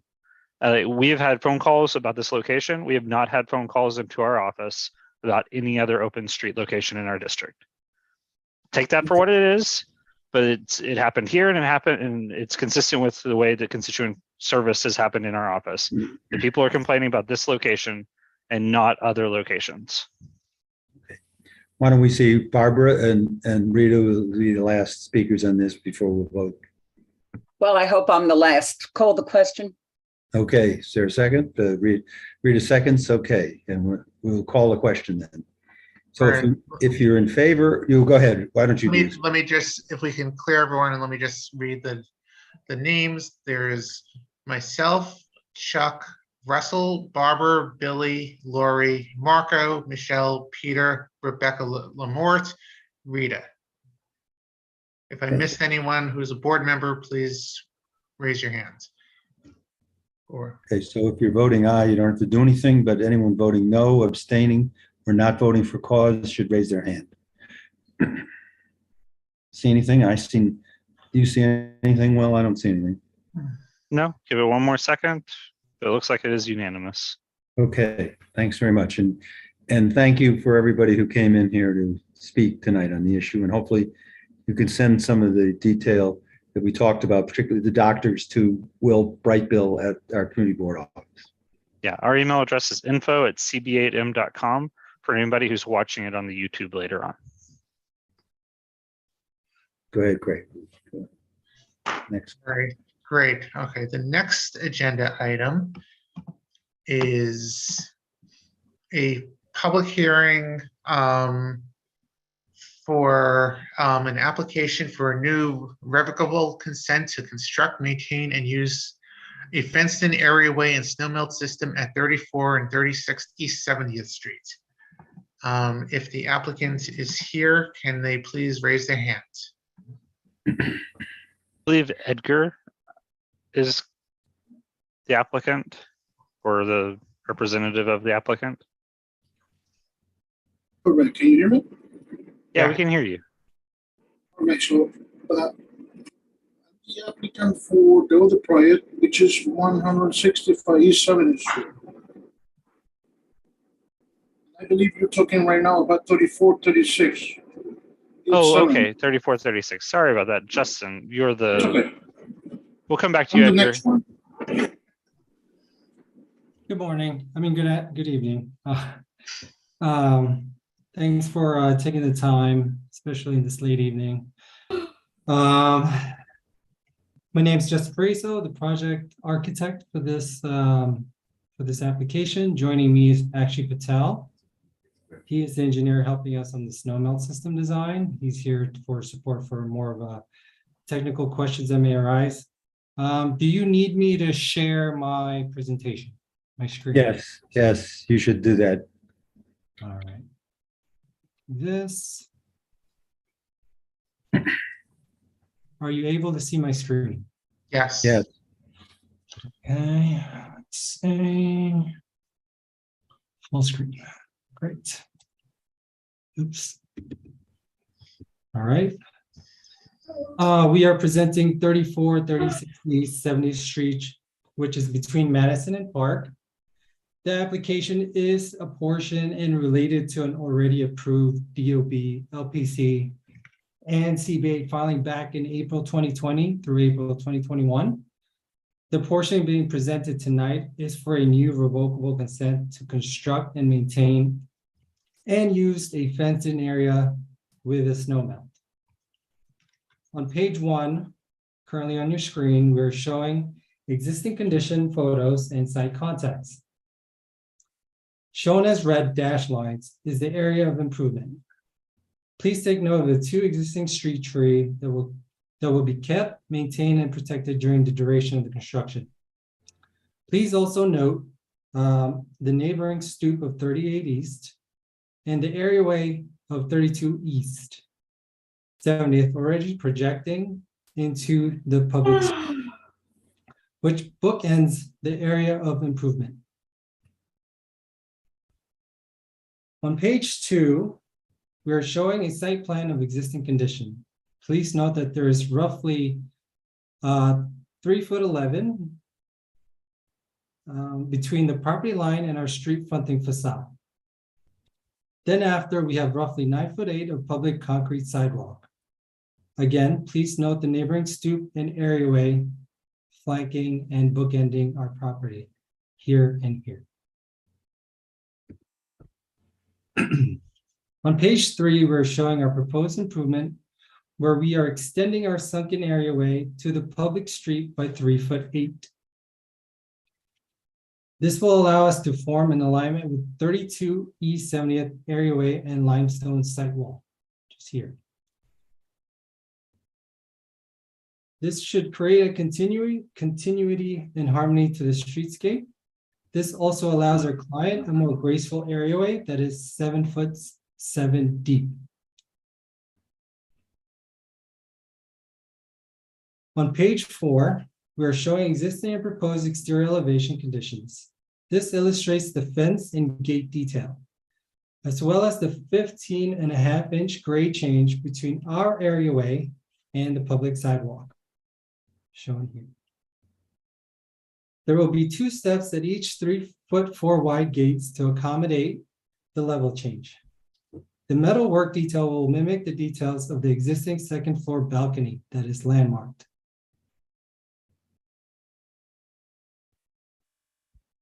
On page 5, we are showing an existing and proposed section through the areaway and public sidewalk. Please note the 6-foot clearance between the proposed fence and the public tree guard. This also illustrates the snow melt tubing being proposed within the concrete sidewalk.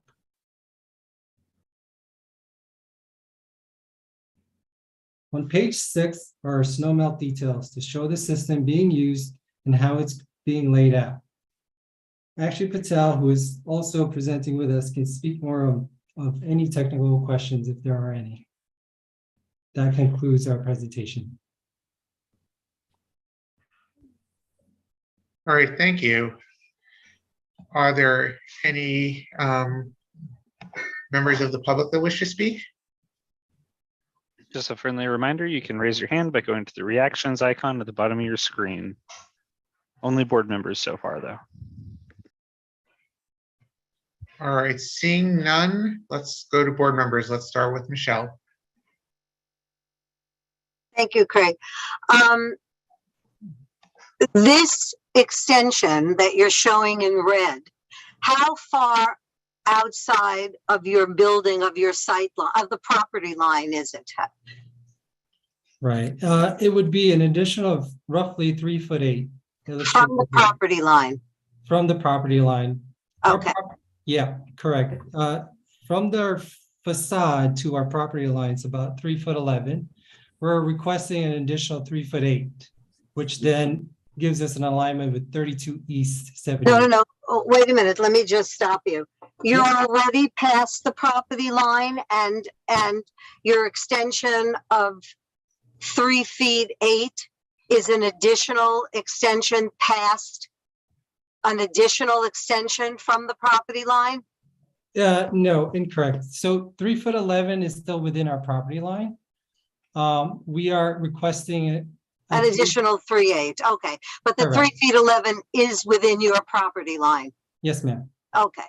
And the snow melt system that you're proposing will go from your property line into the public portion of the street past your 3'11" extension?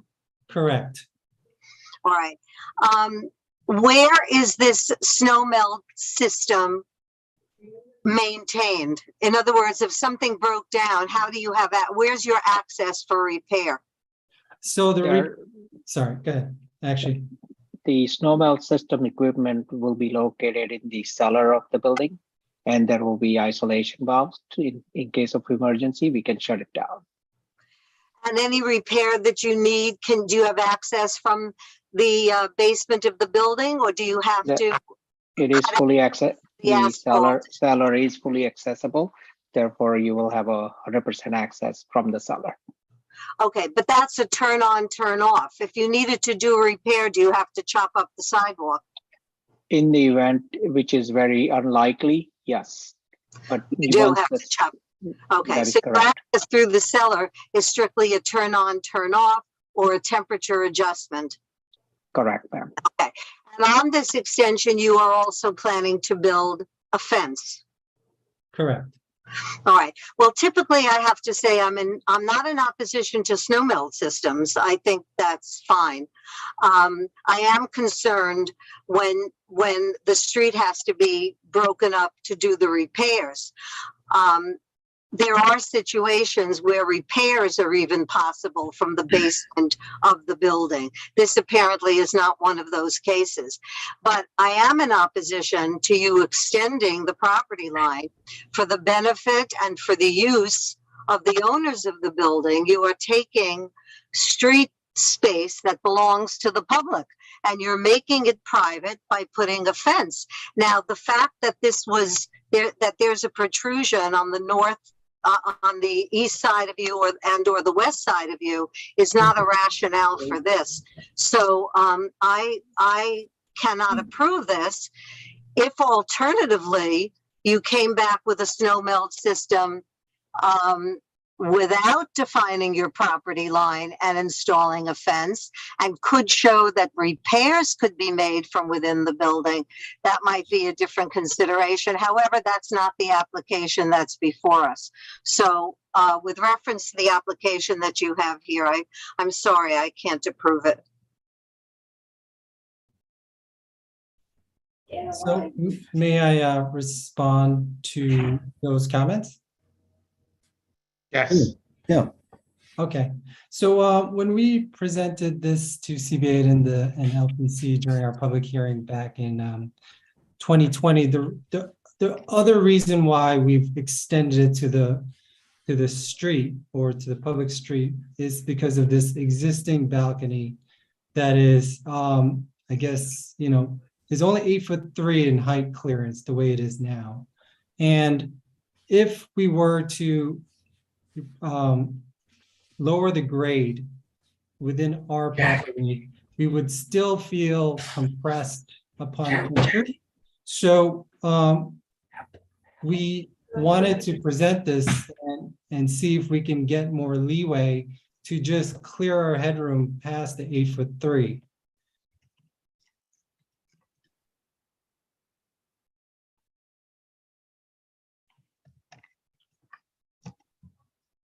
Shown here.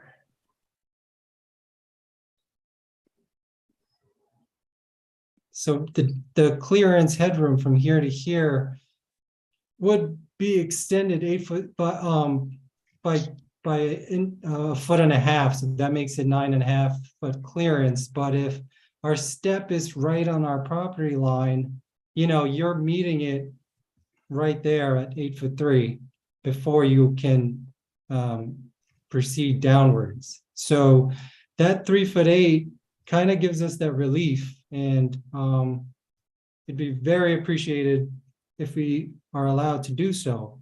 If 3'8" is too much, we are open to, you know, reducing it. We just need a bit of a relief to clear that headroom. All right. Thank you. Let's move on to our next speaker, which is Marco.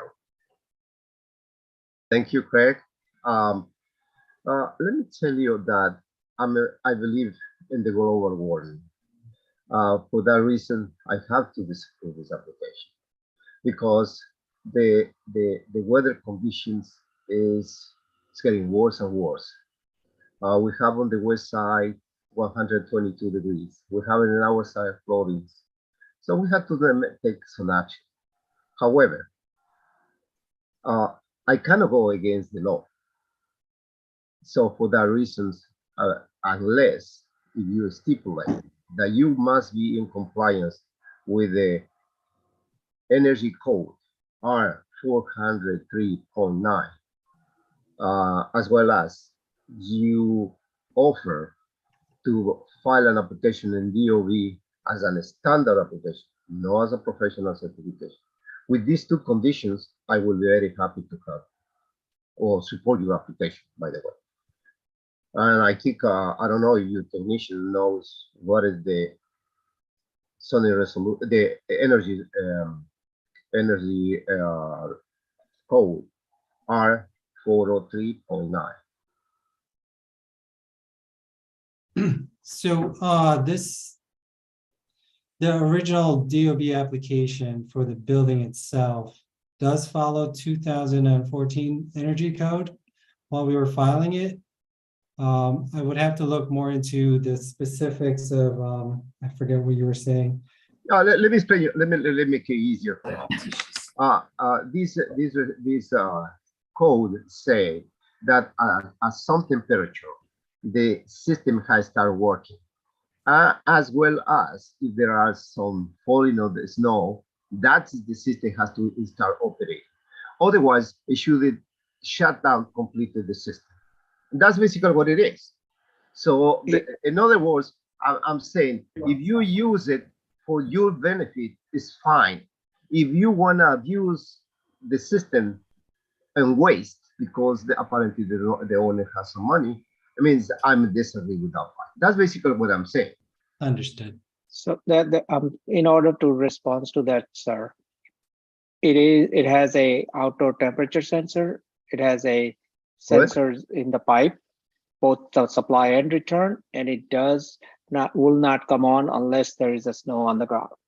Yeah, so basically you offer to be in compliance with that, and you offer absolutely to file this application as a standard application, not as a professional certification. If that is the stipulation, I will support your application. Thank you. Thank you.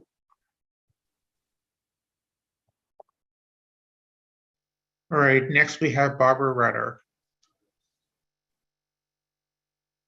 Well, for those that know me, heard me speak before, but I could even expand. I am totally against the snow melt system. I knew about it when I lived in South Orange, New Jersey, which is the homes were on a mountain basically. And they were built back in the days when cars couldn't get up.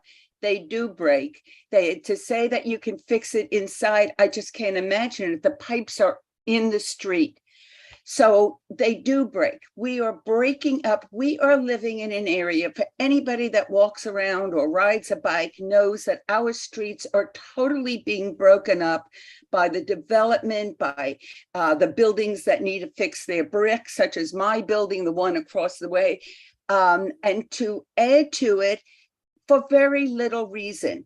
This will only work for a mild an inch or so snow. They do not work for the major snowstorm.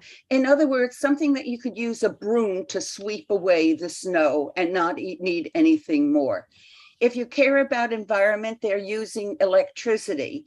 I miss my friend Jordan Woke, who would talk about the other environmental issues that this affects, but they're using electricity. I will say in this 100-degree weather, I live on the 17th floor.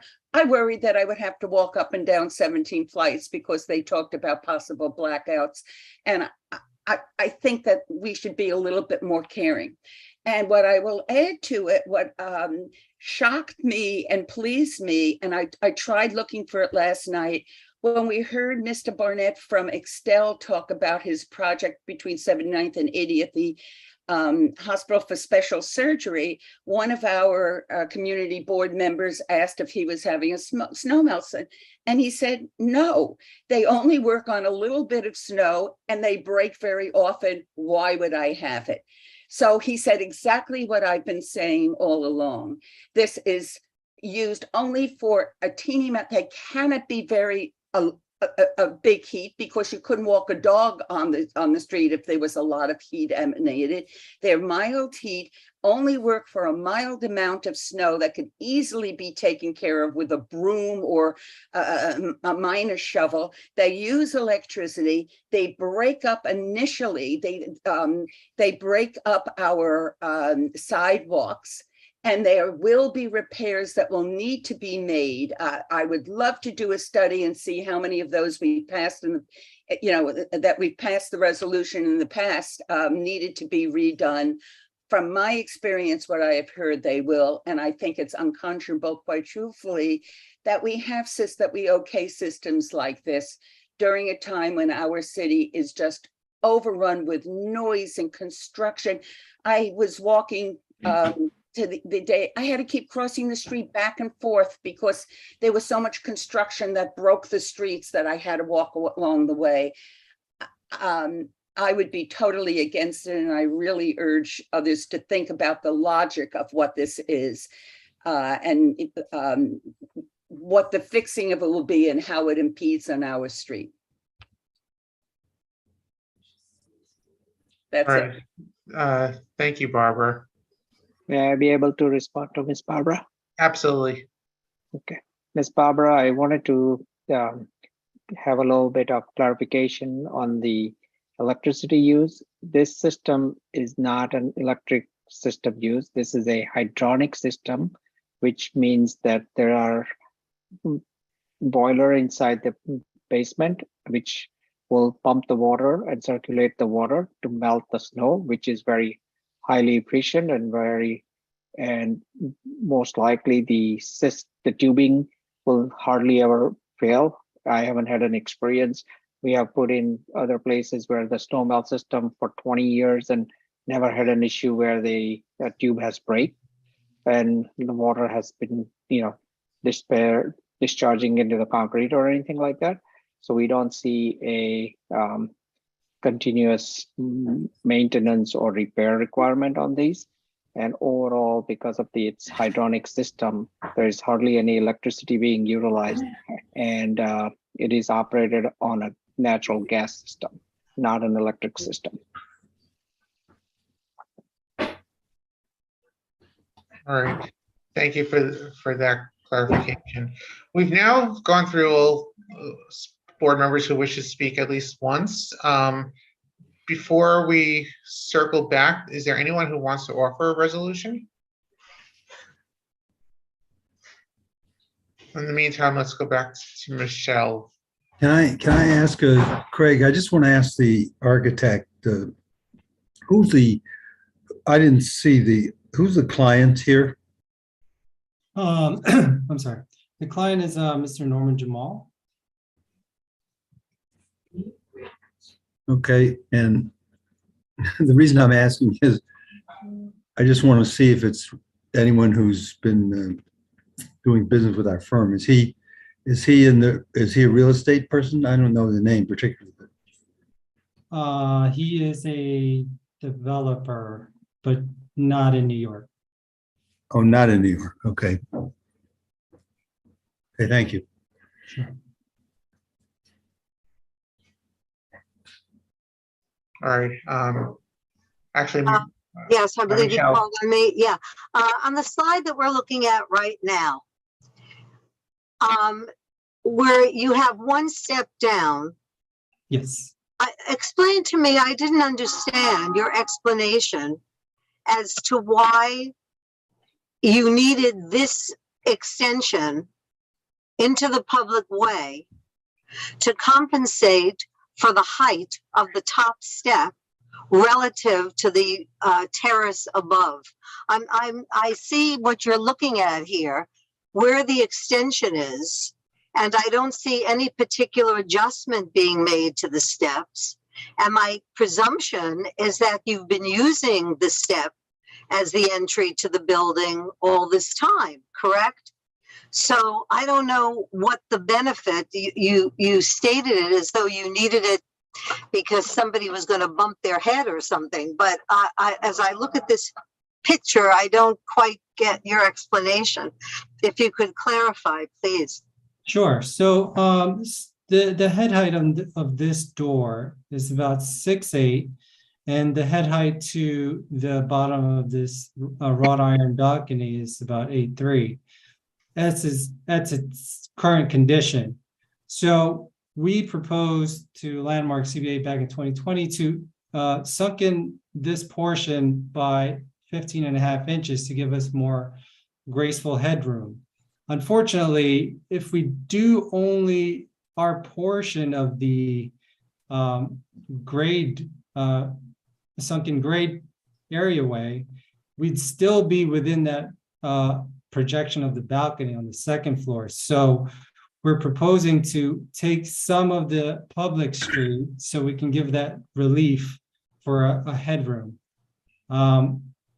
If again 3.8 is too much, we're open to reducing it. Really, all we're asking for is to clear this space here as we come down. But it doesn't seem like it's giving you any relief as you have been entering this building with that door height and that clearance all this time. So the fact that you're coming out from the property line, you still have to pass under that balcony protrusion in order to enter the building. So I'm not understanding why that's giving you any kind of relief. I mean, you must, no matter how far out you would extend your fence, if you went 10 feet past the property line, you still have to go under the balcony at some point and through that door in order to get into the building. So I don't see what relevance that is. To me, the prime motivator here of extending past the property line is to give the building more privacy in an entryway. It's sort of incorporating public space into what will become their private space with 2 gates for entry, etc. So to me, it doesn't seem to me that it offers you anything. The big issue here to me is extending into the public way, and I don't see a particularly good reason for this. Thank you. All right. Marco, do you have a resolution? I do. I think that my resolution will be to approve with the stipulations. Is anybody can second that motion? Is there a second, anyone? I don't have everyone on the screen. Oh, yeah, I see Rita raising her hand. Oh, okay. So I'm going to speak. First of all, I think, Justin, I would like to know how many inches more you want to set back. I understand that it's too tight to have this little balcony and people may touch this section, even though it's not going to happen, but it looks awkward in that position. So the first question is how many inches you want to go back, 1. And 2, yes, please file a professional, do not file a professional certification for this application. Third, be in compliance with the energy code 40349. And finally, I'm going to tell you to the professional, the technician or the technical part. Remember, November 22nd, all the application will be electrical. Okay. Thank you. All right, thank you. Would anyone like to call the question? Why don't we just move ahead and do it now? We're done. with Okay. speaking. All right, if we could just lower the hands, let me read the list of those in attendance. It's myself, Chuck, Barbara, Billy, Lori, Marco, Michelle, Rebecca Lamort, Rita, Russell. All right, so anyone opposed, please raise your hands. I'm sorry, I missed Mohit. I'm voting no. Okay, so Russell is a no. All right, Barbara, No. Mohit, I'm going to abstain. I missed the conversation, unfortunately. okay. And Michelle No. and Billy. I think I have to abstain because I just stepped away for the last 5 minutes or so. Sorry about that. Okay, let me just take a tally here. 3, 4, 5, 6, 7, 8, 9, 10, 11. So it looks like, if I'm calculating this correctly, and I'll double check in a moment, it looks like we have 6 yeses, 3 nos, and 2 abstentions, so the motion carries.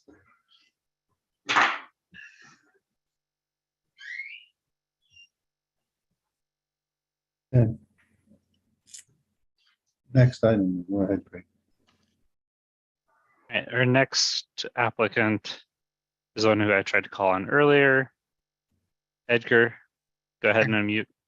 And the agenda item is this is a public hearing for a new revocable consent to construct, maintain, and use a snow melt system at 165 East 70th Street. Okay, so yeah, so this is very close to this one. Yes. To the one you just spoke of. So let me share my screen.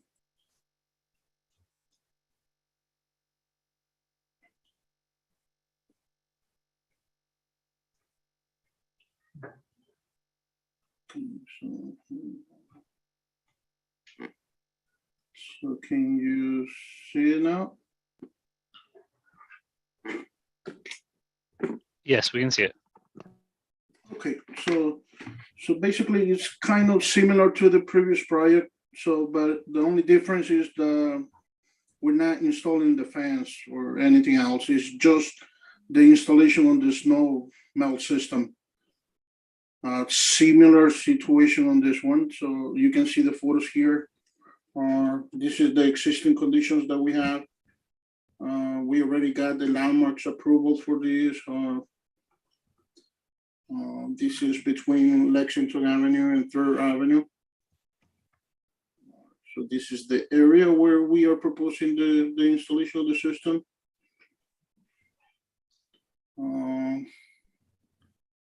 Then this is the type of system that we're going to install, similar to the other one as well.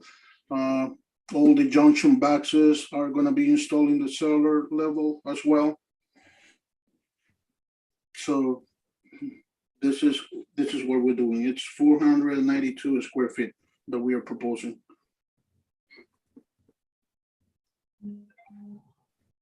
Who's your client here, Edgar? What's it says MKAP LLC. Who's that?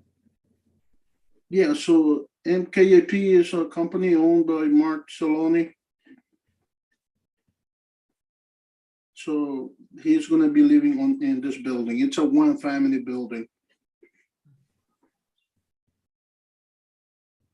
And just to be clear, and this is only to be able to construct and maintain and use the snow melt system. Otherwise, it's still going to, in the public right of way, but otherwise the area will still be accessible and for use by the public. Correct. All right, thank you. So Do you have most of the anything? time they're not here in New York, so this is going to be very helpful for them when we have snow. All right, thank you. Unless you have anything else, let me allow for questions. I don't see anyone from the public, so Michelle I has. thought I saw someone raise their hand before. There's a person named Joe. He lowered his hand. Oh, he So lowered it. Okay. if you would like to raise his hand and say something, he can, but he's lowered it. Oh, he actually did raise his hand again. Go ahead, Joe.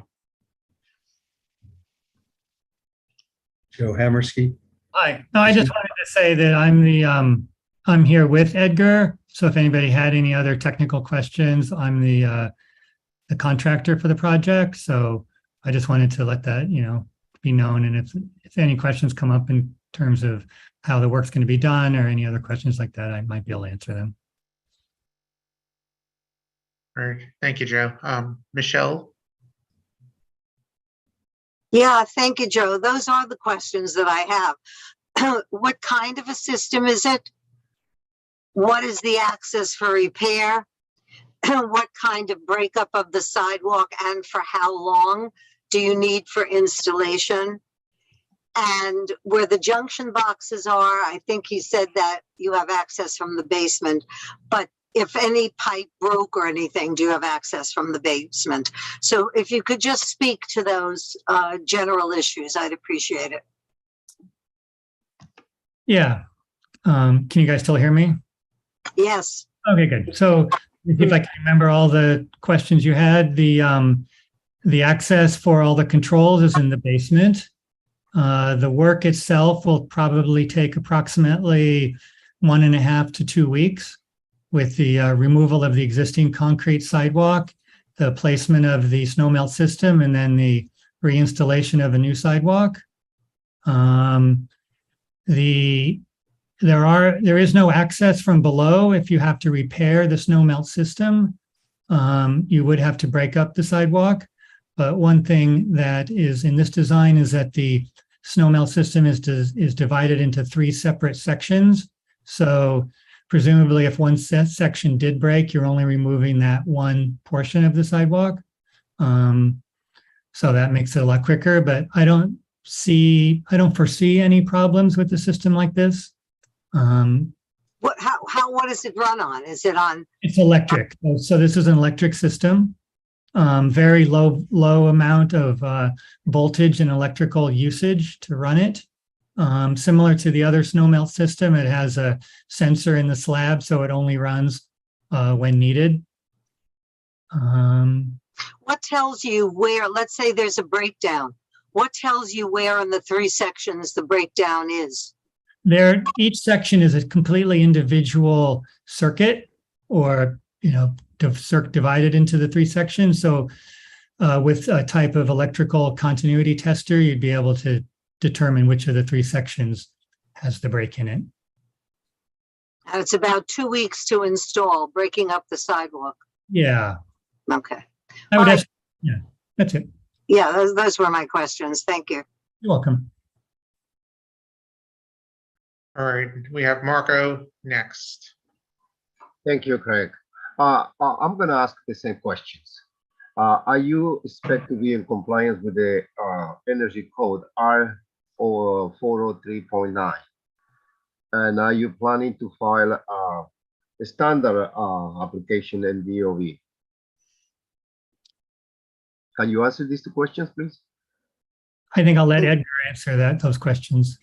Yeah, no, so basically the replacement or the new construction on the sidewalk goes to the DOT department, not DOB.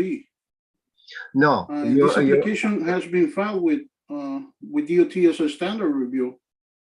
No, sir.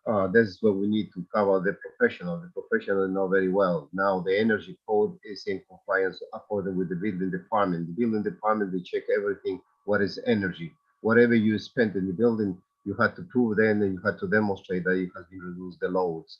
And that's what I'm asking, that the application has to be first on DOB and then it can go to DOT. Yes, you as a contractor knows very well that in the past, that's usually you do, but not anymore. Now the DOV has more strict regulations, especially in the energy, and this is the only reason why I'm supporting this application because it's the law.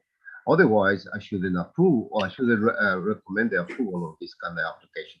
If you do these two requests from my part, I can support your application. Otherwise, I'm going to say no. Okay, understood. All right. Is the question next we have Rita? I'd like to make a motion, but speak to it.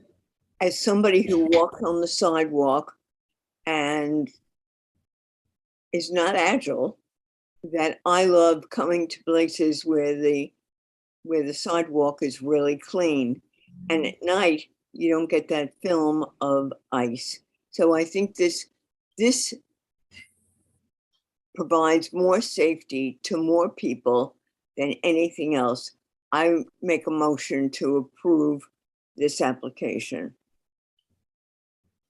All right, is there a second?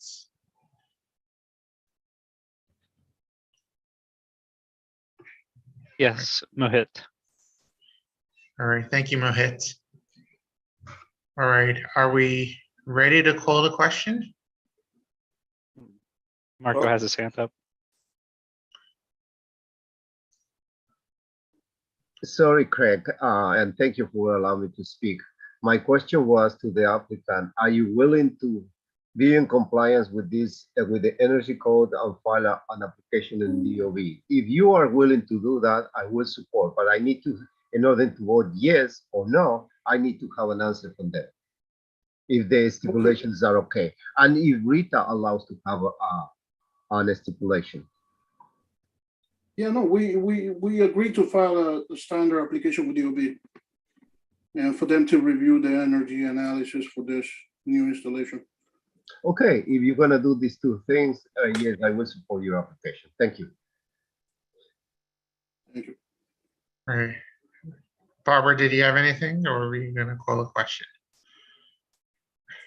No, I do have something else to say. To add to Rita's, something else that Mr. Barnett said at the Excel meeting, and whether you're for Excel or not, I mean, he's a knowledgeable person. He has certainly done enough development that when the snow melts, it stays there and it can ice over. So I think it's even more dangerous. I mean, I feel so strongly about this that not only the 2 weeks of breaking up a sidewalk, but where does the water go? So when the snow melts, maybe somebody can answer. I think another time when we had it, they admitted that there's puddles there, which of course can freeze over and be black ice and be very dangerous. Is there a system where it goes into the street, where it can be eliminated? What happens to the water when the snow is melted? So basically, this is going to be very similar to when we get rain. The rain is going to go to the curb. Where does the rain go? Right to the curb on the roadway. And But it then doesn't to the freeze catch over. basin system. But when it rains, it's not cold enough to freeze over. And when it snows, it is. That's my only comment. Can I call the question now or I can't call the question now? Somebody else can call it.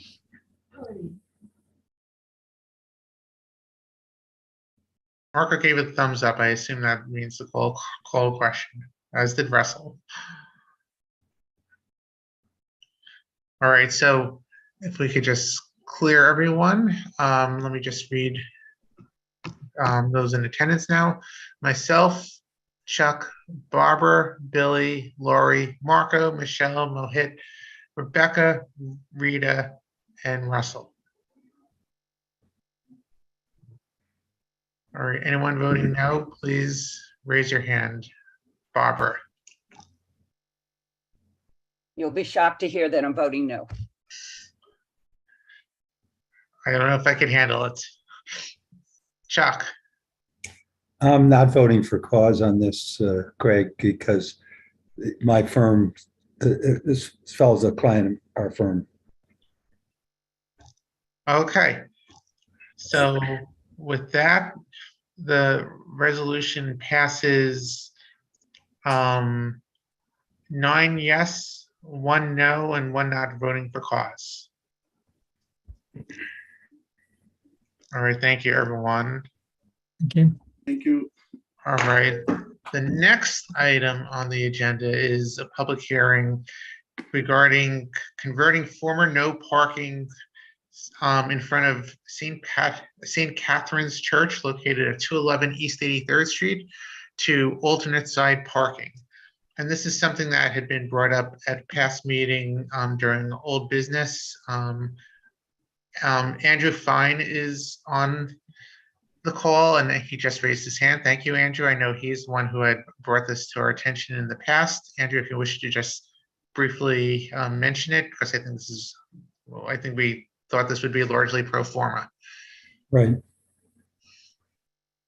Hi, Craig. Thank you for the opportunity. Just to correct you, it's not St. Catherine. That was the church and park that was shaded by the blood center that we didn't manage to prevail on. It's St. Elizabeth Church. My apologies. And I tried to Google it, and it's been defunct for so long now. I think it's at least 7 or 8 years that the church has been out of business, so to speak, and the rectory as well. It's 211 East 83rd Street. There is no parking in deference to the defunct church that takes up 5 spots approximately. And just looking to convert that to regular parking, alternate side. It would be alternate side otherwise. And I hope you guys can help out on that. We have brought it up a few times, so hopefully this time, the 3rd time is a charm, I hope. Thank you. Right. Thank you, Andrew. Good. Can we have a motion on this, Michelle? Yes, motion to approve and convert the parking in front of, and you'll fill in the name, this church, as the church is currently defunct, and so there's no need to have no parking there. Yeah. Yes, and it is St. Elizabeth Church. There's a second. The Church of St. Elizabeth of Hungary, I believe is what it was formerly called. That's fine. And there's a second. I see a couple of seconds, Marco and Rita. So why don't we ready to vote here? Why don't we go ahead, Craig, if you want to. Okay. Call the roll. Yeah. Current roll is myself, Chuck, Billy, Lori, Marco, Michelle, Mohit, Rebecca, Rita, Russell. So that's 10. So someone dropped off, but I think this is going to pass unanimously. I just have to figure out who that is. If anyone is opposed, please raise your hands. Or abstentions or not voting for cause. All right, so it passes unanimously 10 yes. And I believe it was, well, I missed her, Barbara Rutter left the call. So she's the one who I left since the last agenda item. All right, moving forward and seeing that yawn from Chuck means we will be skipping item 6. So we had placed on the agenda a discussion regarding how to address parking placard abuse. And we had said that that would be a time held if it time permitting, but given the length of this meeting so far, we will postpone this until the next agenda. And given that it was Judy Schneider who had requested this item and she was unable to attend at the last minute tonight, I think it's better off. So let's move on to the next agenda item, which is DOT updates. Colleen, I see you are hopefully still paying attention. If so, do you have I'm sure she any is. updates? I'm more than paying attention. I'm still here, Craig. How are you? It's been a long night. I know it's been a long night. Thank you for hanging in there. So quickly, just to update the board. I know Will has been checking in with me every month about our permanent program for outdoor dining. There has not been any updates with that in terms of when we're going to come back to the community board, but I will keep you abreast with that.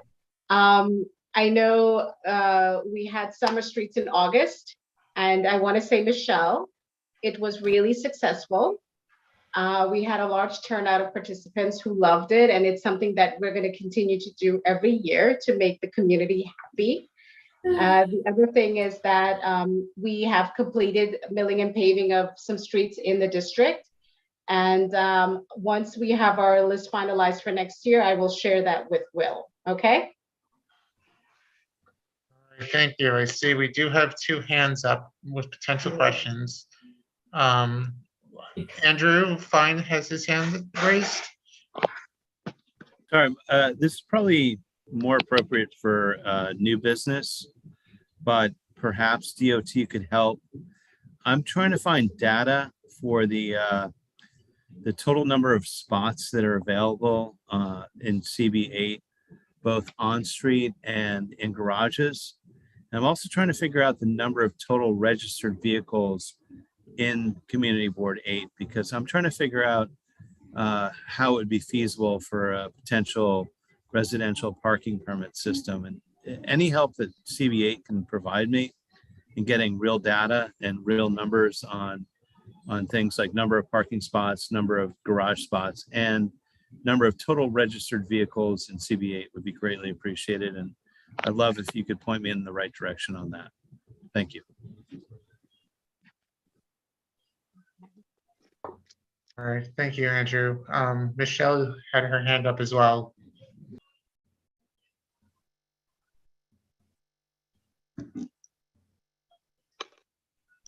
Thank you. Yeah, I was going to ask about the outdoor dining. So basically there's no update on that. The other thing, and I don't really remember what we did, but if you recall the discussion about the street naming issue that happened at Hunter, and we said, and it has nothing to do with the merits of who the street was named after, but I expressed concern that it never came to the community board, and that was the tradition in the past, that if there were any proposals for street naming, that it does come to the community board. So Colleen, was that passed to you, or did we write a letter? How did we handle that? And then I have another question. I don't know. I don't recall seeing a letter from the community board, but whenever we get a street code naming request, we always direct it to the community board for their input/approval. Yeah, I'm not sure that request came to you, as a matter of fact. Right, I think that's right, Michelle. Yeah, I don't think it did. I think it probably came through our council member. And then it went directly to the council and they voted on it. And so I'm asking our co-chairs and our chair of the board to please write a letter to our council members to say that in the future, any street namings, as has been the tradition, be brought to the community board before they bypass us, you know, and go to the council. Are you willing to write such a letter? I think it's important. Yeah, no, I think so. I agree. Oh, Russell's got his thumb up. Okay. Please do that. I think you're right in what happened. It didn't go to DOT because, as Colleen says, DOT does refer for our view, but the council member just took it up and they did it to the council. Yeah. And so we should write it. We should write a letter to the new, and Russell, I saw, gave a thumbs up. We should write a letter to our council members to say that. Yeah. That's been something that's always been brought before us. Now, let me talk to you, Colleen, about the summer streets. The delight is in the eyes of the beholder. I observed the summer street as well, and it up where I observed it, which was the 80s and 90s, it was relatively benign in what was happening. In other words, some quiet bike riders. That, however, was not the case at all parts of the city. But here's the question. You extended it up to 109th Street. There was no input from the community board about such an extension. We have looked at much more, things that involved one street where we've had 2-hour conversations on it. To go ahead, this involved thousands and thousands of people. And you heard from the doctors about the Alan Stevenson School, about the no access, and people couldn't get cars. Well, that's what happened here. And I observed it in the 80s and 90s, where people couldn't load their cars. They were carrying heavy baggage to side streets. Plus, Park Avenue is loaded with doctors' offices, and many of those offices have Saturday hours for sure. And so people had to move their, you have thousands of people. I know how many people, because when I did the historic district for Park Avenue, I had to count them between 79th and 86th. And you have almost 2,000 just between 79th Street and 86th Street. So multiply that all the way up to 109th Street. And this went to 57th Street in the past. And I was on the board many, many, many years ago when this program was first introduced. It did come to us. It came to us as a notification that it was happening. You did ask for a vote, but actually it was a fait accompli. I think there are many new members on the board who don't recall that, but it did come. But then this year, the DOT unilaterally made a decision to extend it in such a dramatic way. All these people had to move their cars, offices, buildings, deliveries. Nothing could happen in a purely residential neighborhood. Park Avenue, north of 57th Street, up to 109th Street, is a residential neighborhood. People live here. I don't know why their convenience is less important than somebody riding their bike. I mean, you have bike lanes, let them ride their bikes in the bike lane. You're going to extend the bike lanes. But this was a tremendous inconvenience for all these many people with absolutely no input from the community at all. And I don't understand what the rationale was for that from the DOT. So, Michelle, we spoke with a lot of residents further up north, and they asked if we can look at extending the summer streets, which is what we did. I mean, in the past, I don't recall coming to the community board about summer streets. It's something that we work with the stakeholders, with the businesses along the route, and we post signages. And if there's any modifications we need to make, we do that. But I will definitely take back your recommendation, your suggestion about coming to the community board in the future, should we decide to, further extend the route.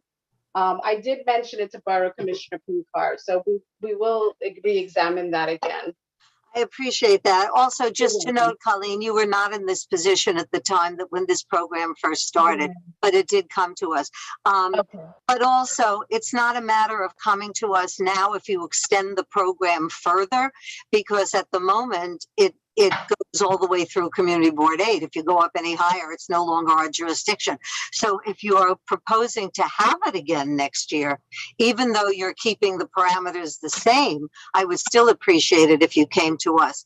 And when you and we had actually had a conversation, and you told me that you had, asked people in this area whether or not they wanted it. It was I asked you if you couldn't tell me the people, if you could tell me the buildings, if you could give me any indication, because frankly, from the polling that I've been doing and from the looking around and all the talking, I can't imagine that anybody north of 57th on Park actually called the DOT and said, could you please extend the kids up here? So at any rate, I would appreciate it even if you keep the parameters the same. I appreciate it if you come before us and give us and the public an opportunity to have input on this.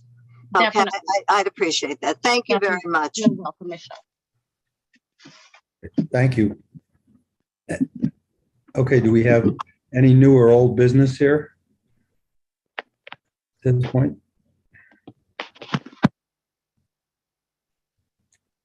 Rita,